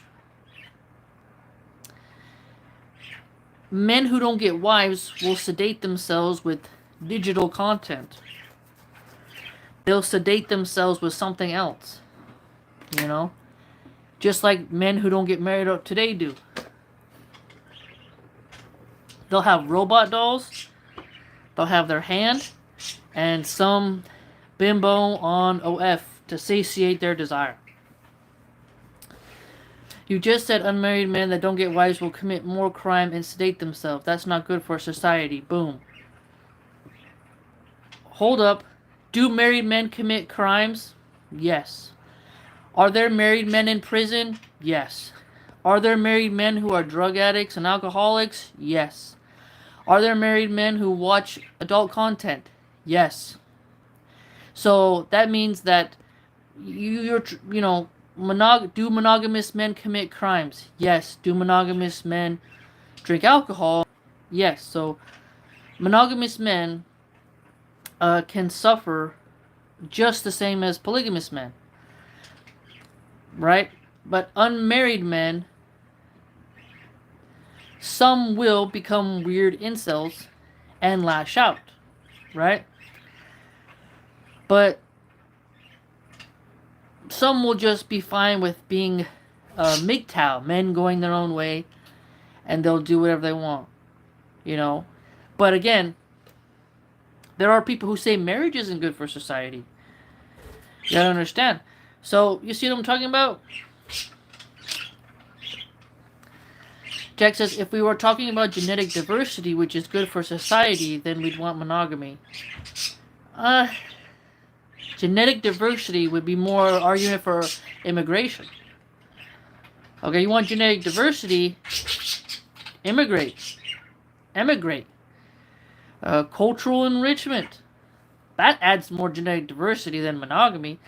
If genetic diversity is your goal, you'd want one guy to have an Asian wife, one guy to have a black wife, one guy to have an Italian wife. You would split it up then, if your goal is genetic diversity. There's a lot of ways to get genetic diversity outside of monogamy. So, yeah, that don't work either. You know? Because you say that you want that polygamy is illegal, that's why you're going to argue against it. But the law is secular law, and that law can be changed with democracy and Republican constitutional values. You see, liberal atheists believe in a democracy, so they can vote for polygamy to become legal. You see what I'm saying? So your argument doesn't work, because a liberal would say the government has no right to tell you who you can touch intimately. You're not arguing from a liberal perspective. The atheist angle is, well, whatever gets codified into law is the law, okay. But people can vote to change the law. So your argument that polygamy is illegal, therefore it's not good for society, no. Democracy can change that if it gets put on the ballot. If it gets put on a ballot, we can totally change that. Okay? That's not what liberals believe? No, you're wrong. Look up the definition of liberalism. Shall I read it to you again? Liberalism is centered on individual freedom and promotes personal choice and consent. Atheism lacks belief in deities and isn't automatically opposed morally to the social practice of polygamy. Boom, you can't beat it. You can't beat it. You just can't. Because a libertarian as well would say the government has no right to tell you what to do in your bedroom. Boom. End of story. Atheists don't believe in monogamous Christian law. They don't believe in it, and they don't want to be subjected to Christian law. Liberals say individual freedom. A man has the right to consent to having relations with multiple women. You can't force a liberal male to be monogamous. You see? Because liberalism says it's a personal choice, and if there's consent, you have the freedom to do what you want. Boom. You can't. A liberal say that you're being a fascist and you're being an authoritarian if you impose Christian law, Christian monogamy laws on an atheist in a secular society, which is why they say that brothels should be made legal. Boom. I'm telling you, you can't work. Because Darwinism says reproductive strategies. Atheism says, hey, no lack of belief in deities, so you can impose Christian monogamy on me because I don't subscribe to that code of ethics. Boom. Liberalism. Hey, you have the personal freedom to do what you like with your body. This is why they support abortion. This is why they support gay marriage. Okay? This is why they allow you to use puberty blockers and stuff on children. And the transgenderism. You know, you can't control the human body when they are consenting adults. Jack says, I think brothels should be made legal because it would make prostitution safer and it would regulate it. Then you're a hypocrite. You can't support brothels and then hate polygamy.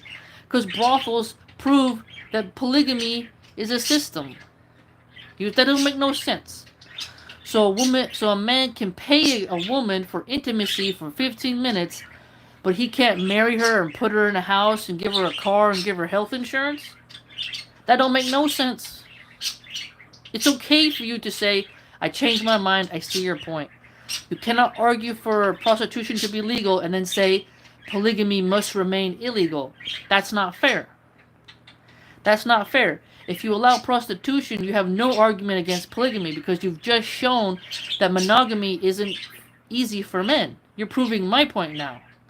If men liked monogamy, because prostitution is illegal in some places, except for, I think, Arizona and some other situations.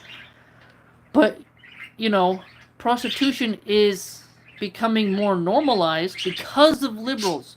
Why? Liberals say, you know, we're not a theocratic regime, therefore we get to allow people to have the choice to sell their bodies. Who are women selling their bodies to? Married men, on average.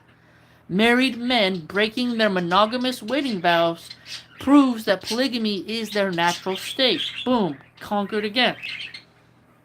You see my point? You have to support polygamy then if you support men having relations, intimate relations, physical contact with women other than the woman they're married to. You see, you can't. Because prostitution is not as moral as marriage. Marriage is more moral than prostitution. You see?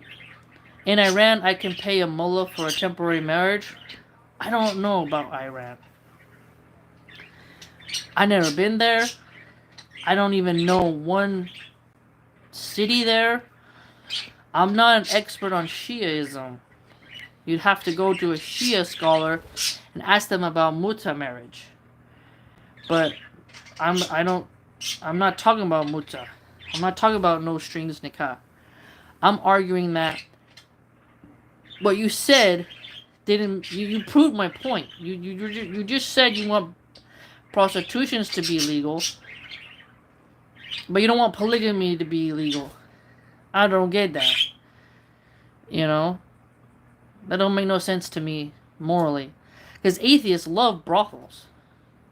You know, they love it. They have no problem with that.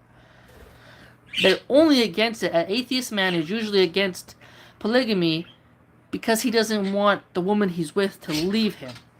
Because a lot of men know, hey, if I tell my woman that I want to have other women, she'll leave me. Jack says, I've never been to a brothel. You've never had the opportunity, maybe. Or couldn't afford the nice ones. Because if you go into the cheap ones, you're going to come out with 6 STDs. I'll tell you that much. But as a Muslim, you're not allowed to go there. But you're not a Muslim, you're an atheist. You know. But, you know. Everyone... America has secret brothels. Other countries, the brothels are more open. And they make millions per year. You know? I say marriage is better. Jack says, I want to know why I should be a Muslim. You're just switching up on me now. But we've done 2 hours. I gotta go make a salad. I gotta go eat now. I'm hungry. It's been 2 hours. I was only intending to do an hour, but with good questions and good participation in the chat, the live stream goes on. MashaAllah, tabarakallah. But hopefully, you guys understood where I'm coming from, heard my points. Let me know where you agree, disagree. Some of you already have in the chat, but when the video uploads in the comment section, I'll be perfectly fine with discussing with you further about what you think. But again, may Allah protect us, help us to be the best version of ourselves, and may Allah bless your family as well, Bani Ishmael. Balance says, going to a brothel is haram, but buying a slave at a market is okay. Yeah. I mean, I know what hell that sounds. I know. But, you know, illegal sexual intercourse is different than hiring, you know, having a slave to pick corn. You know what I mean? Like, if you have a slave and they are taking care of your chickens, that's a lot different than going to a brothel. You know. Yeah. You get diseases mostly in a brothel, but you're not going to get bird flu that much from the chicken coop.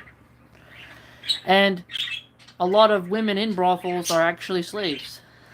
You know, a lot of women in brothels are actually, some of them are there not by their choice. You know, so I feel bad for them in that case. But if you give a woman a choice, do you want to be a slave and pick tomatoes, or do you want to be in a very fancy brothel? You know, some women would choose the brothel. I'd prefer to work with chickens. You know what I mean? But, you know, slavery is a very tough discussion. And I want to look more into the history and the practices across the world. But the whole Colosseum, you know, gladiators were slaves, you know that? And Italians love the Colosseum. They love going to, like, thinking on history where Italians would sit in a circle in the Colosseum and watch gladiatorial slaves. Some were free. Let's not pretend they weren't some free. But the gladiators were owned by senators, and some bought their freedom, but they were fighting to the death, and people loved it. You know? A gladiator had it worse than a slave who was picking grapes. You know what I mean? You know? But a pretty slave obviously is gonna have a tough time, you know. And when the children of the slave are sold, that's obviously a very difficult thing. But remember, how someone treats their slave, they're gonna be held accountable for that. You know? If a slave becomes Muslim, I believe they have to be freed. Because a Muslim can't be a slave. You know? Yeah, it says there are no choices when you're literally owned. You do whatever your owner says.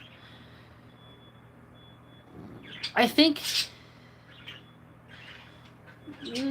like, I think there's more nuance.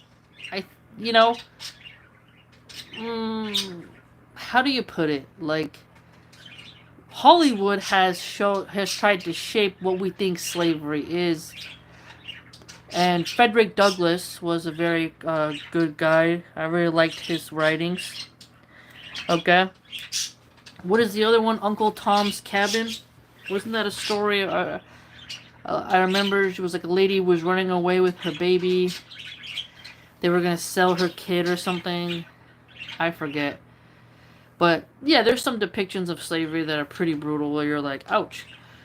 But then you look at Gaius Julius Caesar, takes his enemies captive, they become slaves, and they go and work.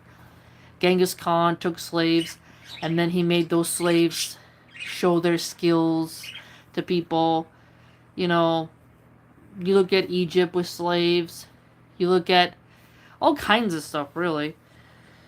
You know, slavery was practiced in different ways across the world in different time periods. And today, people say slaves are the ones working in the factories in countries and in the mineral mines, right? So there's that. You know, so it's a complex discussion, right? Very complex discussion. And I hope you all enjoy it. I mean, it's a very serious topic. There's not too many people having these deep discussions on YouTube. So, you know, I appreciate all of you taking the time. Even if you disagree, I still appreciate people showing up and participating, voicing their opinions. And again, I don't hate you if you disagree with me, but I always am appreciative of people disagreeing and but keeping it respectful. I really enjoy that because it allows us to exchange thoughts and ideas, and that's really important in this time and age. And I just want to let you know, thanks for that.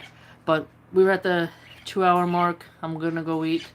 Thanks everyone for showing up, and take care. Have a great rest of your weekend. Till next time.